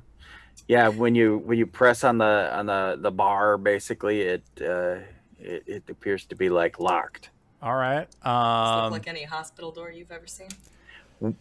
And to be fair, most hospitals I've seen are about tent height and tent size. And by the way, they're a tent. Either that, or he'll start operating on you after he's finished getting the dog fixed up. Forget I asked. She's gonna start digging around for her lockpick. Okay, tools. And when you look through the little glass window, you see like a 10-foot section of like, oh, this is where the old meets the new, and then beyond it, there's a single door that is a huge metal door. And it's got one of these windows with the wire in it, and the riveted outside. All right, I'll keep watch while you do this. All right. This is gonna be a sneak around. I don't believe I'm very good at that, but that's all right. This is Dots. Oh, thank goodness. Fine, it's for me to do. Yeah. I'm going to add my troubleshooting to this. Yep. Let's see, anything else that I can... Something about fix it? Well, that's under my identity. Okay. But maybe I can swing Wolf's instincts to listen to the tumblers. All right. Yeah. +2 sounds good. Yeah. Ooh, that's not as good. 6 isn't gonna do it, I don't think. No, it's not. Oh, fuck! I get on a miss. I get stuff. So yeah. Click. Let's see. Sneak around. It's complicated. Yeah, I'm not even gonna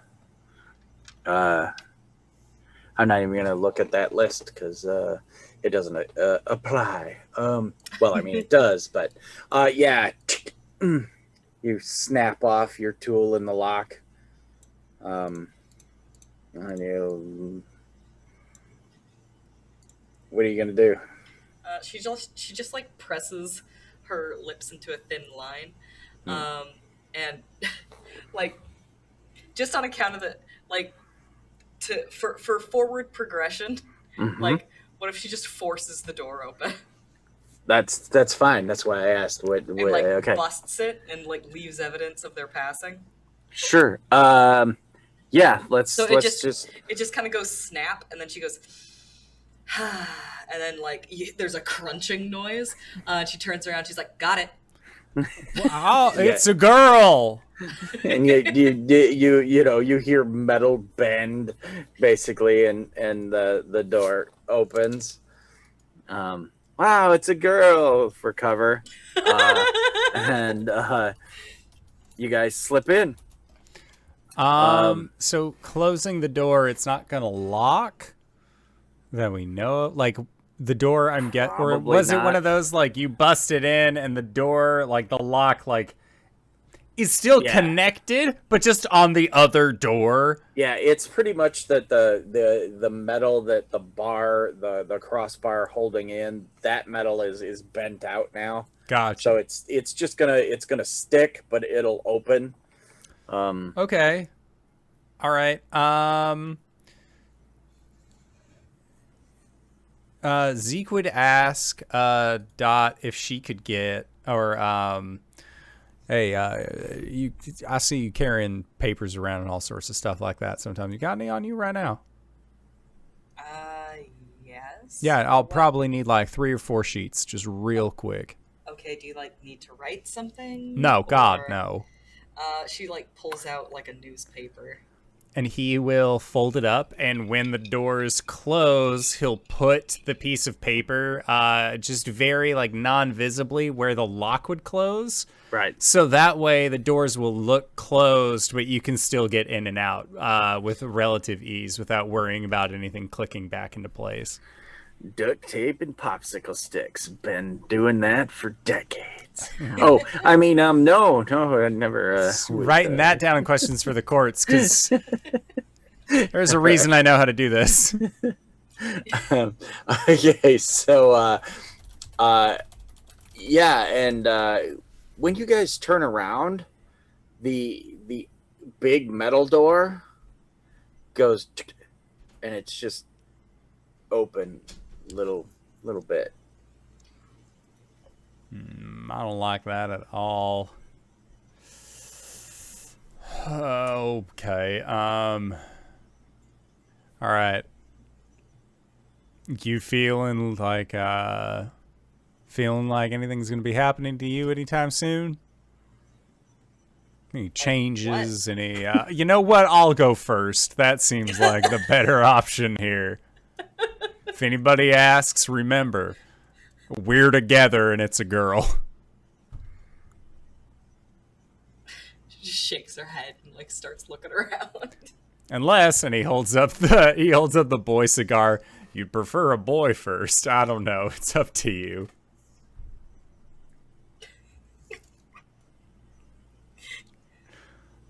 She's just gonna walk away. All right. Yeah, this 2-inch thick steel door is ajar. Okay, I think he'll put out the cigar, just because he's heard stories about in the Great War, the war to end all wars, how if you're stealthing around, people might see you by the lit end of a cigarette or cigar, and he's, now is not the time for that. But yeah, with Dot, I feel like he'd like press himself up against the door, sort of like look in, like put his boot in the open door and just like kick it open a little bit, like keep tilting the door open. Right. It, you can just hear the heavy pegs twisting and the metal grinding on it. It's not quiet. And now you see the doors are all The side doors are smaller, like half the width of this door. And they all have the little heavy glass wire plates, and they're pretty regular, like much closer than the hospital rooms that you're leaving behind.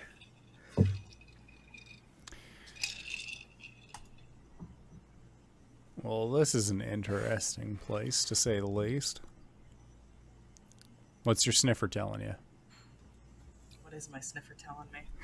Bum, bum, bum. No one's here, and no one has been here in a while. That's exactly what she says. Well, no one's here right now. No one's been here in a while. Do you guys look into any of the... Oh, yeah.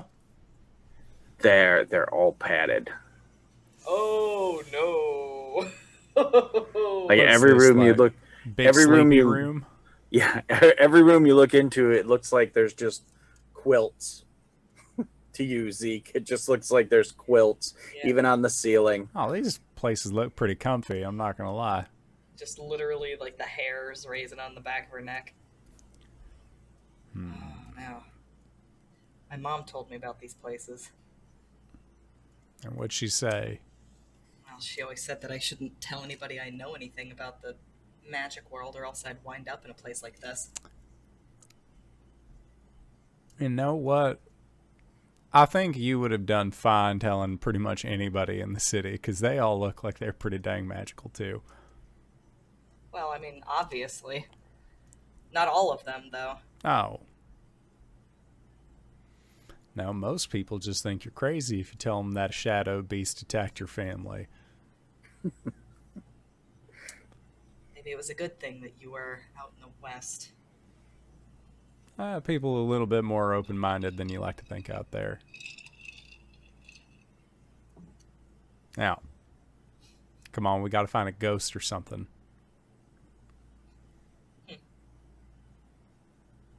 Gives her a little pause for thought. She creeps onward. Does Dot have any weapons on hand? Maybe like a wrench or something? Zeke will extend a pistol out and be like, "You know how to use one of these?" He'll make sure it's the regular metal one and not a silver pistol. Right, yeah, now let me think. Would she know how to use a pistol?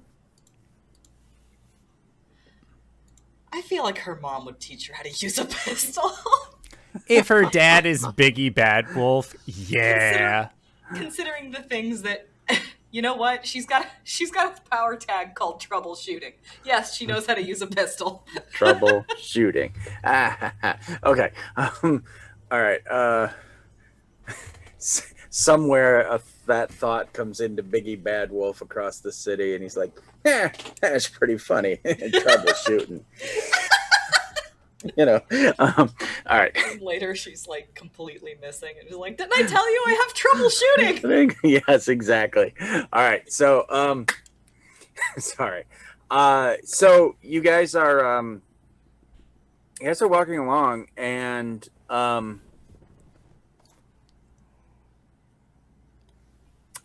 guess we'll give it to Dot. Dot, you're hearing something. Something's like tweaking your ear. Your heightened senses are picking something up. Going haywire. Yeah. Yeah, I think that what that looks like is her just being extra jumpy. Like she keeps on like tipping her head this way and that, and then like jumping at shadows. Yeah, the here there's almost no lights. And instead of like the new more fluorescent type lighting that you had in the new building, this is all light bulbs in cages, basically. You know, every 10 feet or so, and you know, like only like 1 in 6 is actually lit up. Yeah, she'll go a little distance and then stop and be like, "Did you hear that?" I'm not gonna lie, no, I did not. And she's like, "Shh." She just sits and listens.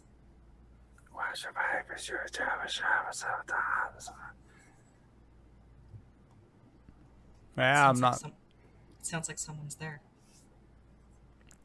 You know, old places like this, Grandma always used to describe it as had personality. I think this personality inside the building is might be a little bit different than what you're accustomed to.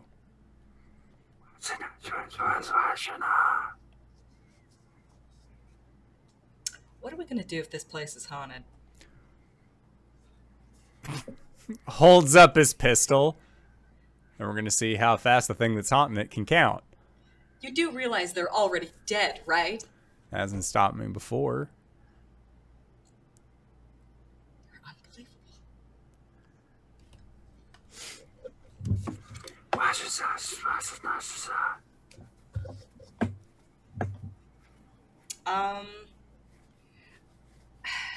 I feel like dealing with the dead might be something that her mom would have told her how to do. Now we're on like real ghost hunters. Oh my god. Okay. Come out here, demon. Hey demons, it's your boy. She's gonna she'll do what you do in horror movies and start going, "Hello? Is there someone there?" Okay. Just roll me 2d6. Woohoo! Yeah! Those are 2 1s, baby! Okay. Perfect. I love that for you. You're like, hello? Hello? Is anybody there? And what you hear is,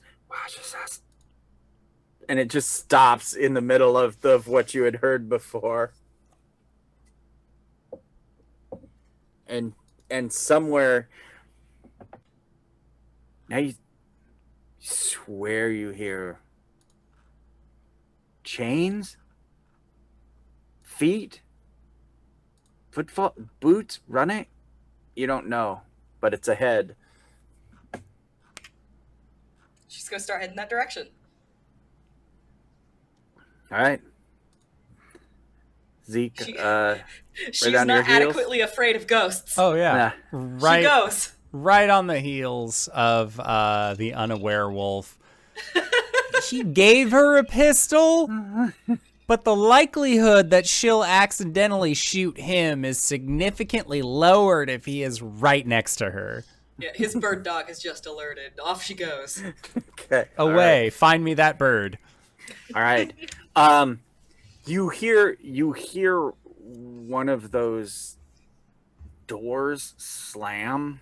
One of the, like, a big metal door slam. And you get into the next section of hallway, like where it goes, a cross hallway kind of thing. And you swear that came from the right. It came from the right, the door noise. Mm-hmm. Do you go that way? Yeah, I think so. All right. Dum, dum, dum, dum, dum, She like startles at it a little bit and then starts running in that direction because obviously that's where it's got to be, right? Yep.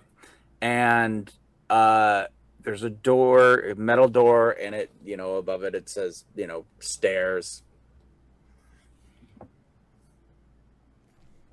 Go to it. You fling it open, and you see/hear something. Mm-hmm. Just the next flight down. Uh-huh. All right. Is it like a wraparound stairwell? Yep. Fucking jump down the middle. All right. All right.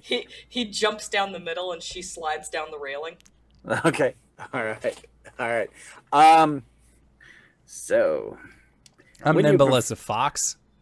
When you perform a daring, risky, or outright stupid feat. Hey, that's me.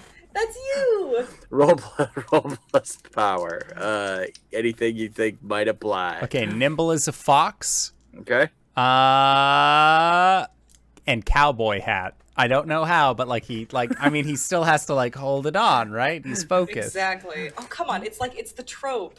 It's all like, if you can keep a hold of your cowboy hat, then you're extra cool. I can do anything. It's like Indiana Jones. He makes it out with time to spare, so that way he can grab his fedora. Exactly. All right. If you fail the roll, you lose the hat. That's right. It's just the rules. It's taking the risk, man. All right. So, if cowboy hat is applied as a power for Gunstar Hero and his possessions, that's a 7. All right. Things get messy. Awesome. Cool. Yeah, see, I 100% am willing to count cowboy hat. I'm a player, it doesn't matter what I think, but I'm willing to count cowboy hat so long as it's always described like what like cool thing happens with your cowboy hat. Yeah, right. Obviously. Okay. All right. So, yeah, things get messy. I'll offer you a hard bargain or an ugly choice. All right. So you leap over the rail and you're like, and you realize there's shit. I am on the 2nd floor. Yeah, you realize there's multiple floors. So you can. That's what happens when you leap before you look. Yeah, exactly. What's the bargain here, though? You can like grab the rail of the next floor down and lose the guy, or you can drop to the bottom and take a condition. Take a condition, 100%. All right. You leap the rail and you're like, oh fuck. It's multiple floors down. Yeah, you let's say took a fall as your condition, and it's going to be a -2 situation. Okay, done. All right. I didn't lose my hat and I didn't lose the guy, but ooh, my shins hurt. Yeah, you know, cowboy boots. You get a case of ankle hippolytis where your ankles are driven up through your hips.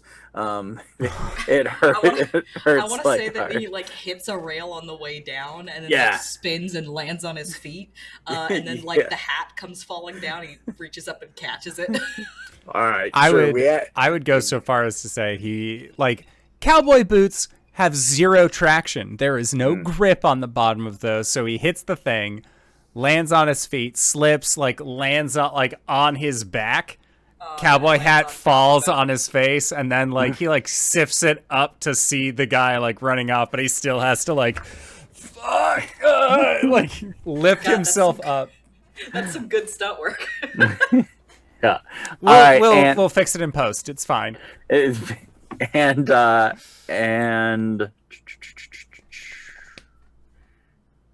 I'm gonna say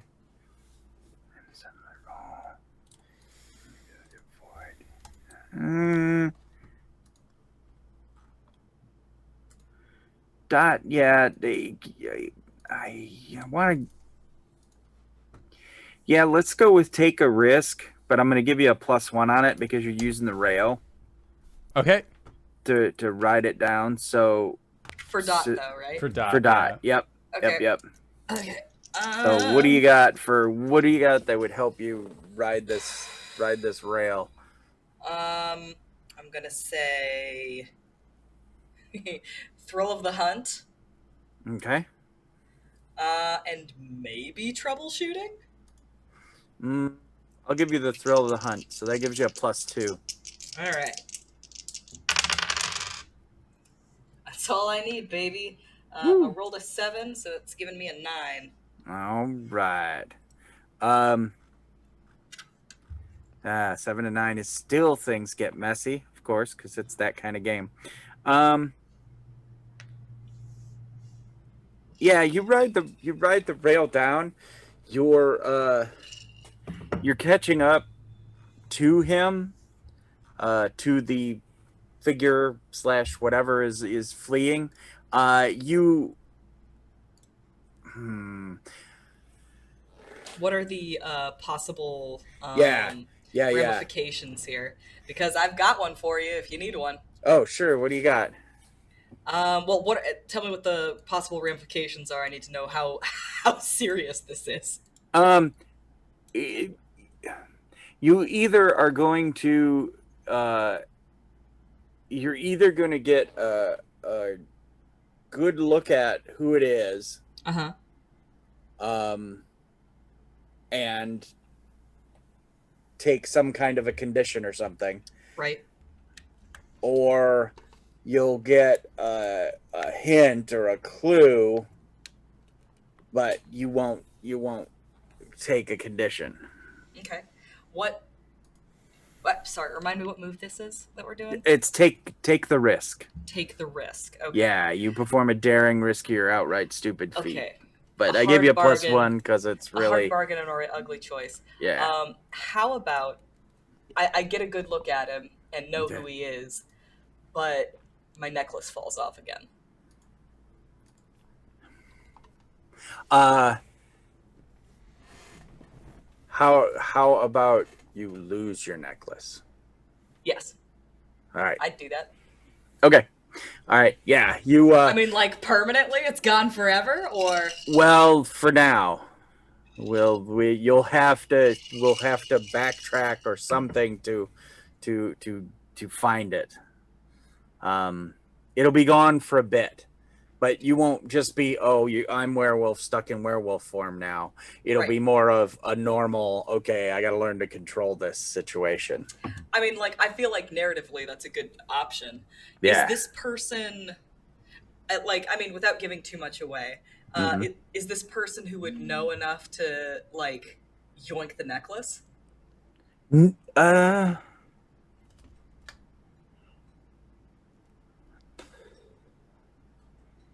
Yeah, probably.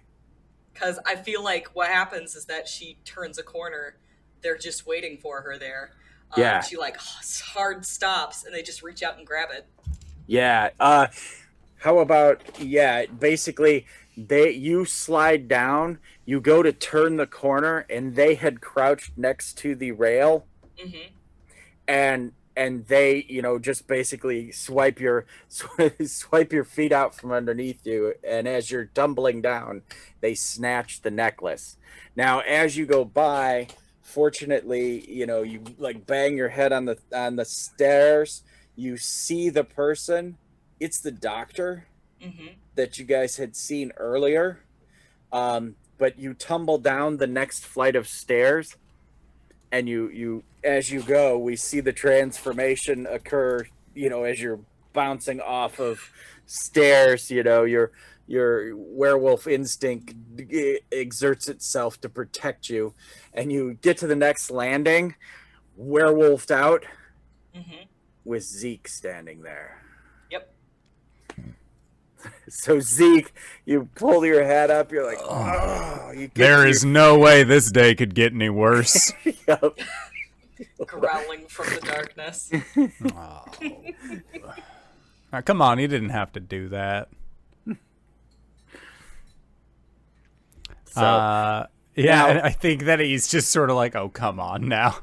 And Zeek, you didn't see this person. The door on the next floor up, basically, you heard that's where this happened, and you heard Dot oof, and then you heard the door slam up a floor, and fuck. Yeah, I feel like Zeke just gonna say, I don't even think he would, he's not gonna necessarily say anything, just all right, we've been through this, we know how it turns out, so why don't you just calm the fuck down, and I won't give you a reason to be glad we're in a hospital. There is zero consideration. She's just coming right for him. Except you've got a gun. Werewolf with a gun. just fucking throw it at him. Just starts shooting at him. Somebody better call an ambulance, but not for me. I know that GB, I think it was you who hadn't read Hellboy, or was it Satan? One of the two. One of the most famous quotes from that is, "That monkey's got a gun," and it's just like a fucking monkey with a pistol, like shooting. It was, "Is that a monkey? He's got a gun!" Yeah. That's the origin of that one. Awesome. All right. So now the werewolf has a gun.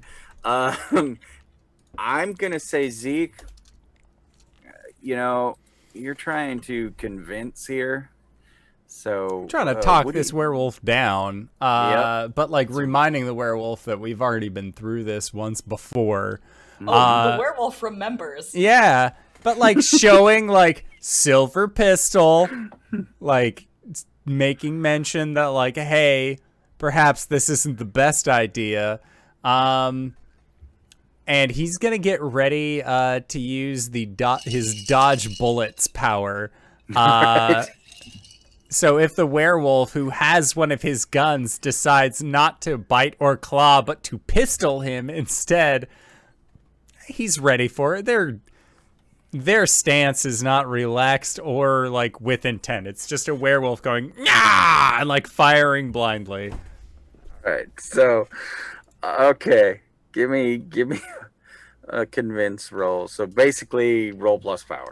Okay, roll plus power. So that would be fearsome, pair of revolvers, and dodge bullets. If the werewolf is gonna shoot him. Sure. No, the werewolf's not shooting you. All right. Yeah, I'll do fearsome and pair of revolvers. All right. To see about this. Do you know exactly how help and hurt points work on this? Because I do have a hurt point on you. I also have a -2. As GB had pointed out. Physical stuff. Yeah. Yep. Oh, gotcha. Okay.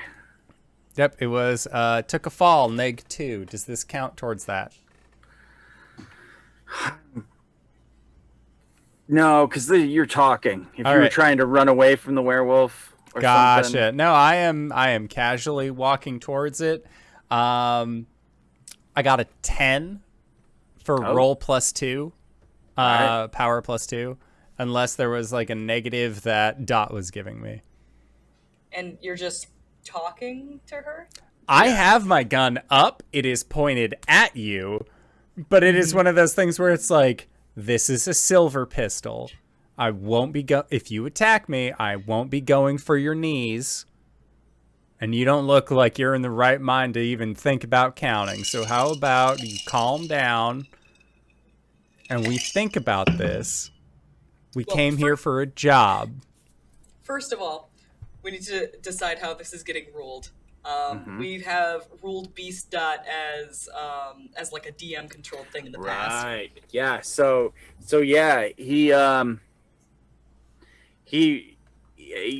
basically you're talking and the silver gun like through some moonlight through one of these little razor wire windows or whatever, we see the flash of the silver on the gun as you're talking, and we see that when the gun kind of gets into the light, Dot goes, it like snarls at the gun, and you have the soothing tone of basically talking down a werewolf, trying to talk down a very large beast for making a very stupid decision. Now, is this a convince move? Yeah, it was. Yeah. On a 7 to 9, you get to give in a little, but protect their own agenda. You're basically trying to convince her not to attack you. But he rolled a 10. I rolled a 10. Oh, okay, gotcha. So for now, there's an inkling in the back of your mind that the Dot inside is like, not him, through the door. Okay, yeah.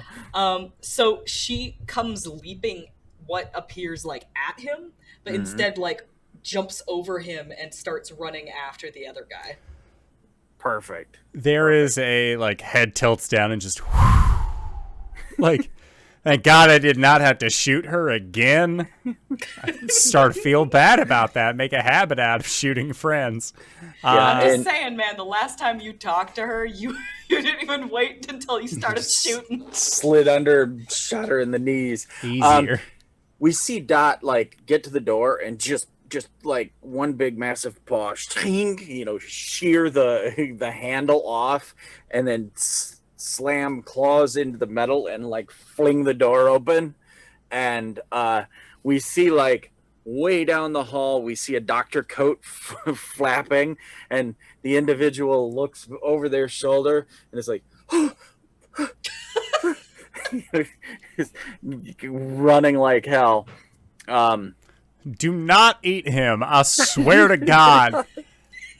As Zeke takes his first step up the stairs, like, oh, my knees. Yeah, as soon as he feels his knee, that's when he starts like, don't eat him. Just like, best case scenario, tear off his arm. Gee, knee injuries sure suck, don't they? Oh, yeah. He's going to just be like steadily making his way up. So, we're going to go with one more roll for you, Dot. It's going to be, let's go with,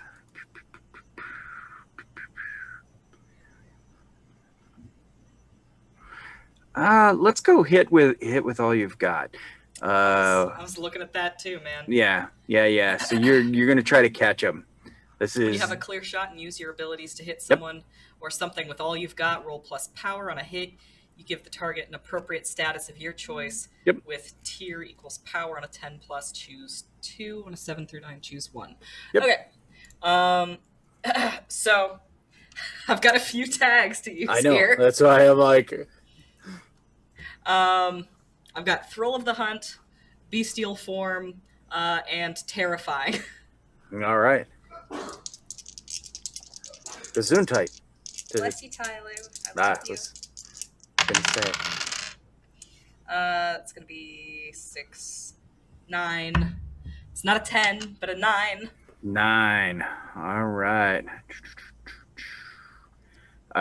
And I will post these real quick. Post. Enter. And now, what are a few examples of statuses?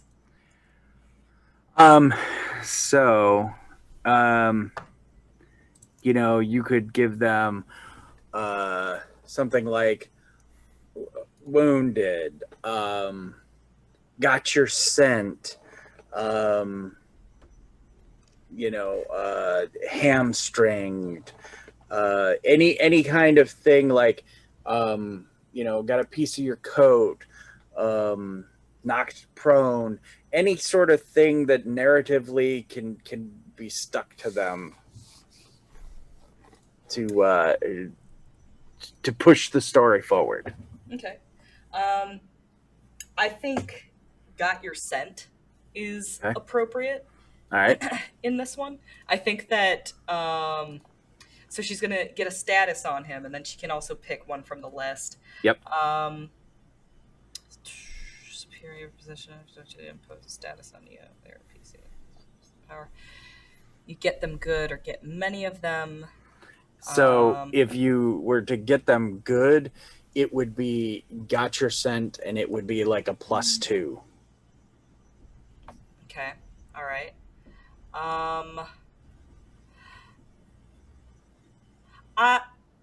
Well, just because it's going to force us to learn this mechanic, I'm going to gain the upper hand and take +1 juice. All right. And I'm also going to put a got your scent, and I believe my power was 3 on that.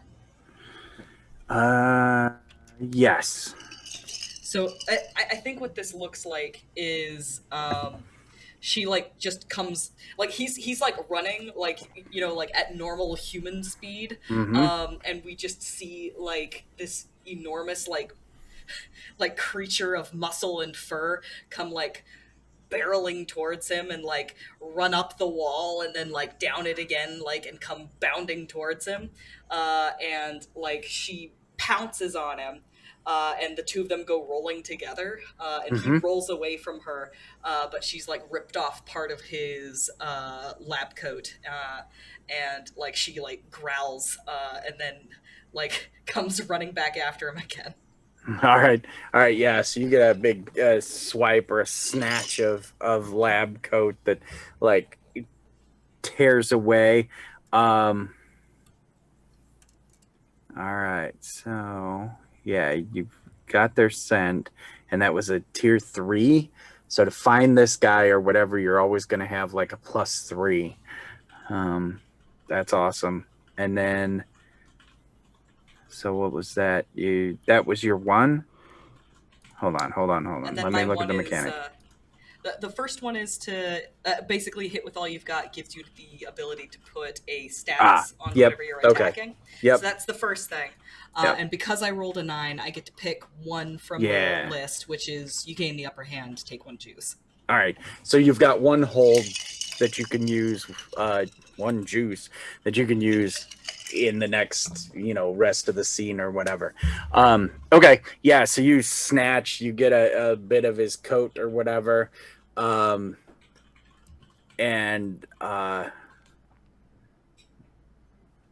they whirl around,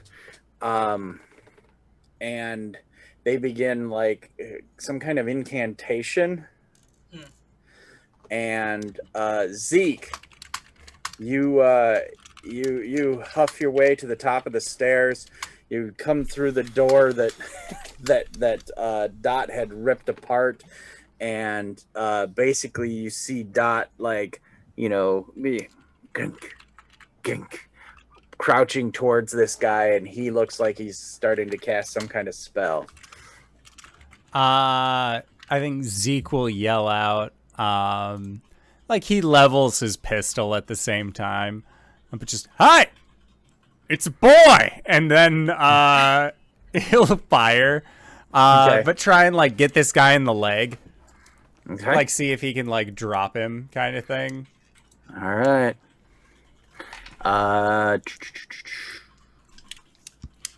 So maybe that becomes something you struggle for control, or when you have a clear shot. All right. Yep. Roll plus power. Aha! It's time to use my pair of revolvers.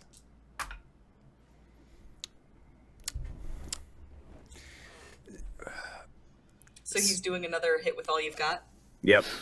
Gotcha. So, and I think I want to say, like, your pair of revolvers is one revolver currently, and I think when Dot transformed, the trigger was pulled. Oh yeah. So there was like a random shot, and now the gun is on her hand, like stuck there, but the trigger can't go back out because her fingers are too big, and so it's just like a ring. It's a gun ring on her hand. Well, either way, you want to know it's in high fashion. Getting a total of 4. Oh, I've heard is very fashionable this summer. All right. So yeah, we get the what was it? It's a boy. It's a boy. And we go to slow-mo bullet cam, and as the bullet's going, we get Dot go,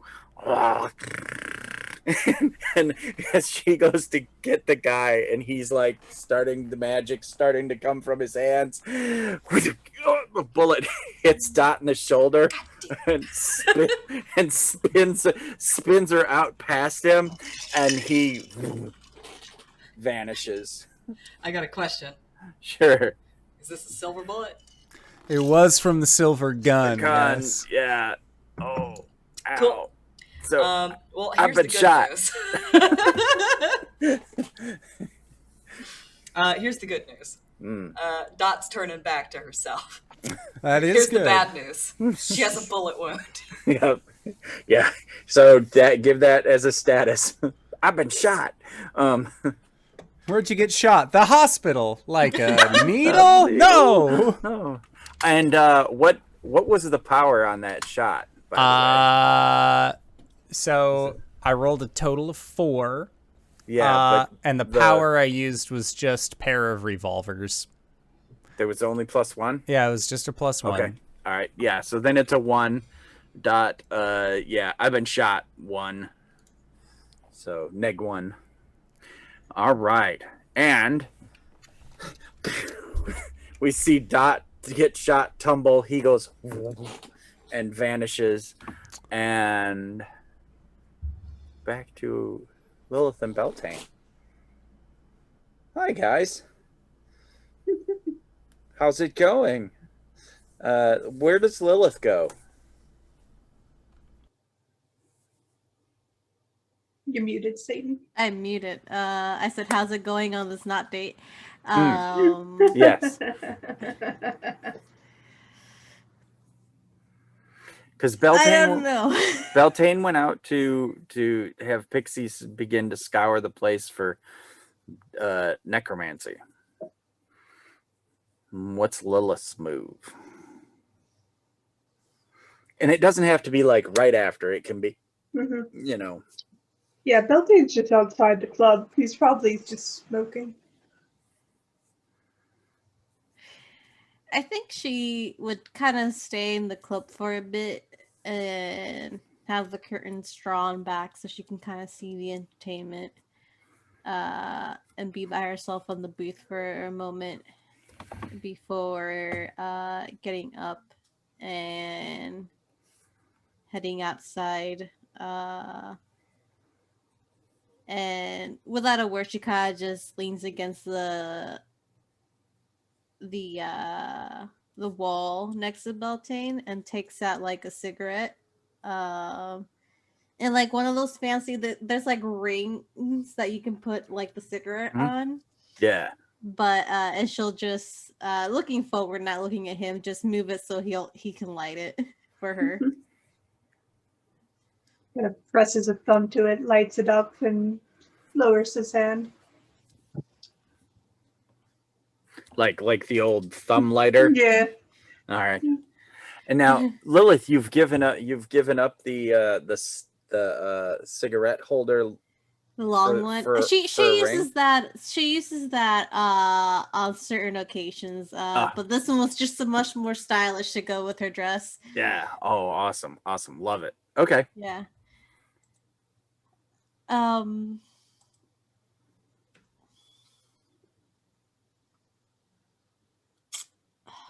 I have this like weird feeling of like not knowing what to do because we have like action packed on one scene and then like but that's so noir. Like I said, there's brick wall, this fae standing there, you know, smoking, and then, you know, we have this, you know, gorgeous vampire step out and do her like, oh look, I have a ring for my cigarette, and then, you know, hold it out and flick of thumb. I mean, these are amazing comic book panels, you know, with the light all weird and skewed, you know, blacks and whites.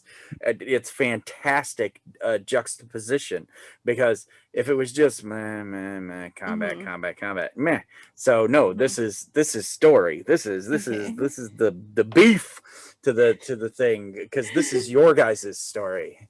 And even if you can't come up with like cool words, you can just say, oh, I say something cool and quippy, you know, and that's fine. And maybe one of the other of us or the audience can say, ooh, how about, you know. Yeah. So I think she'll take like a long drag of her cigarette and still her gaze forward, kind of looking out into the street. She'll just ask, why come here and look for me? He'll look towards her, confusion on his face. You have to expand upon that, because I explained I came back for you. Well, you technically don't know me. Most people will just come back to take what's theirs and leave. I see. You're under the assumption that I came back for you because I want and desire something from you. I'm under the assumption that you came back to take your heart back. Why would I want to take my heart back when it's in its rightful place? That's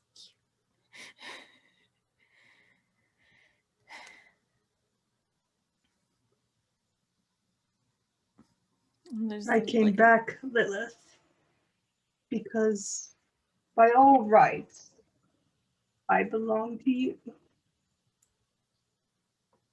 That's so cute.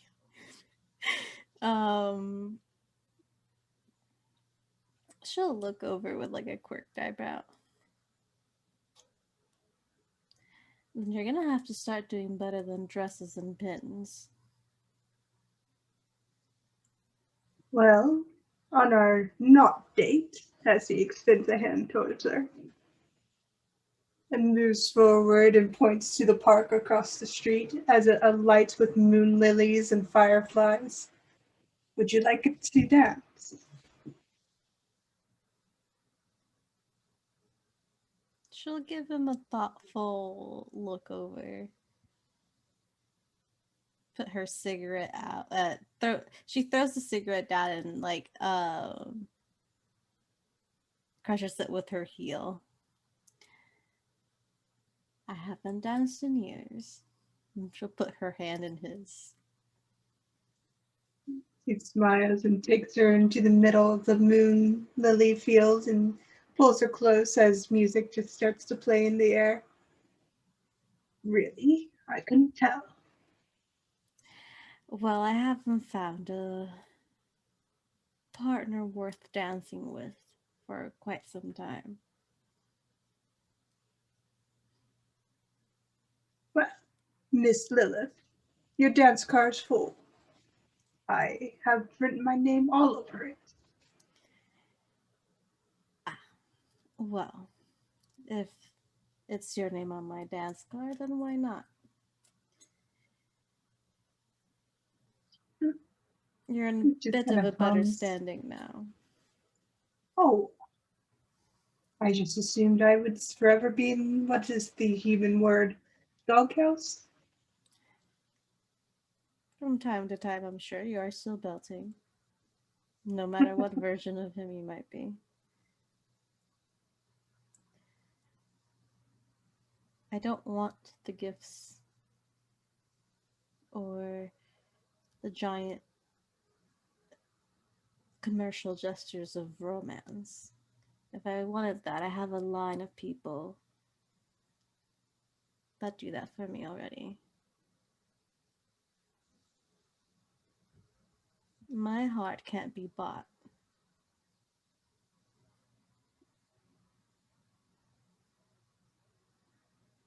I would dare say, I wouldn't want to buy your heart.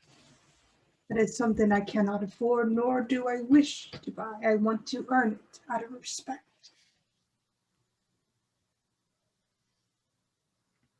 Good. So,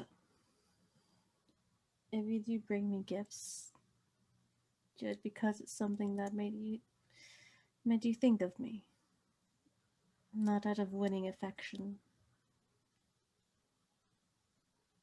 Dresses and flowers me of you. Reminds me of your stalking, your beauty, your anger, and fury. But this in the moonlight reminds me of the heart, the fire, and the flame.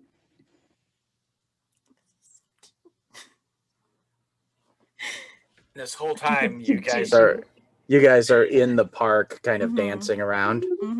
With like the fireflies across. Yep. All right. Okay. I'm gonna say that what will kind of end with a sub scene. We see the man who we saw something come in through the vents and come down on the man in the coma, and he and huge terror eyes, and we see hospital people run in, and they're like, get the crash cart. I think he's dying. We gotta save him.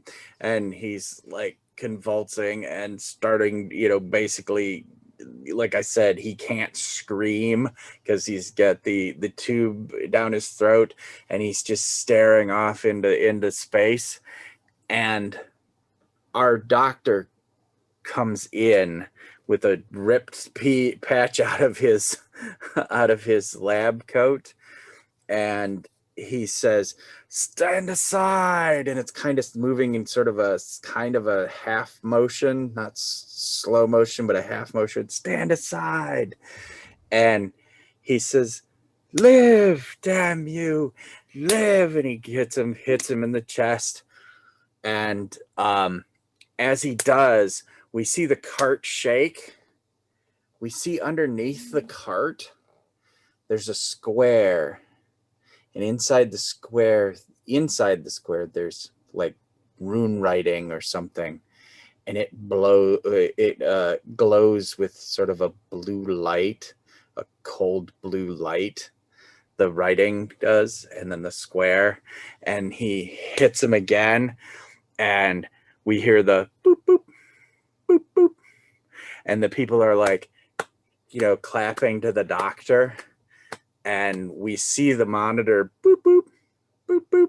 The guy seems to have a heartbeat as far as the monitor goes. But we turn back and we see the guy sitting there, and he's a zombie. And that's where we end for the night. Holy shit, GB, thank you so much for running this game. I am horrified. I am startled. I am looking forward to next week. I always have a fun time whenever you're on the channel. GB, where can we find you? What do you do?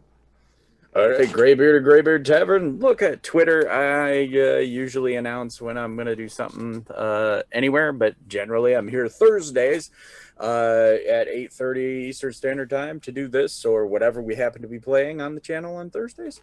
And you can catch me Sunday, 10 a.m. Eastern Standard Time on my channel. Right now we're playing Wildermyth until Darkest Dungeon 2 comes out. And it's, it's good hero stuff where I get to play with all my toys and have a lot of fun.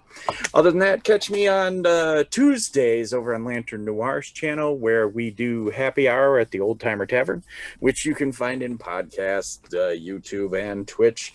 Pull up a seat, grab a beverage. It's two guys with like 70, 80 years of gaming experience between us, talking about all kinds of topics. Everything from Dragonlance to D&D being woke. That's it for me, GB. Hi everyone, my name's Satan. I've been trying to get my cat out of my full dice tray before she starts just tossing them around.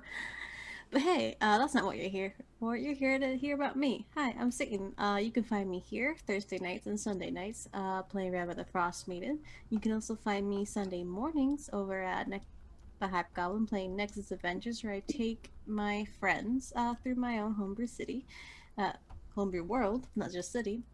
And that's all I have on stream for now, but I got a few things coming up. If you want to know more about me or what I do, follow me on Twitter at Elizabeth, where I post my art and other things, which soon I will post some art that GB commissioned for me because I've been working on it. But yeah, that's me.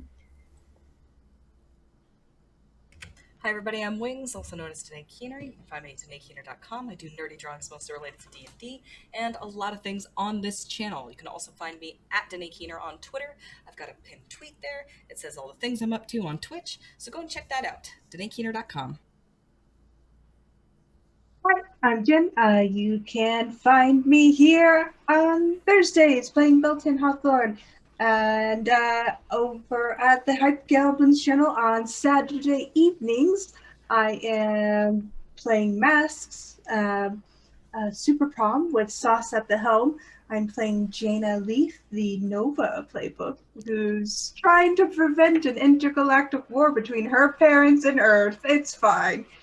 As one does. And on Sunday, same channel as the Hype Goblin channel, I'll be playing Anthony Silverhorn, the Drow Artificer Barbarian, who's discovered that he can rage and fire a cannon at the same time.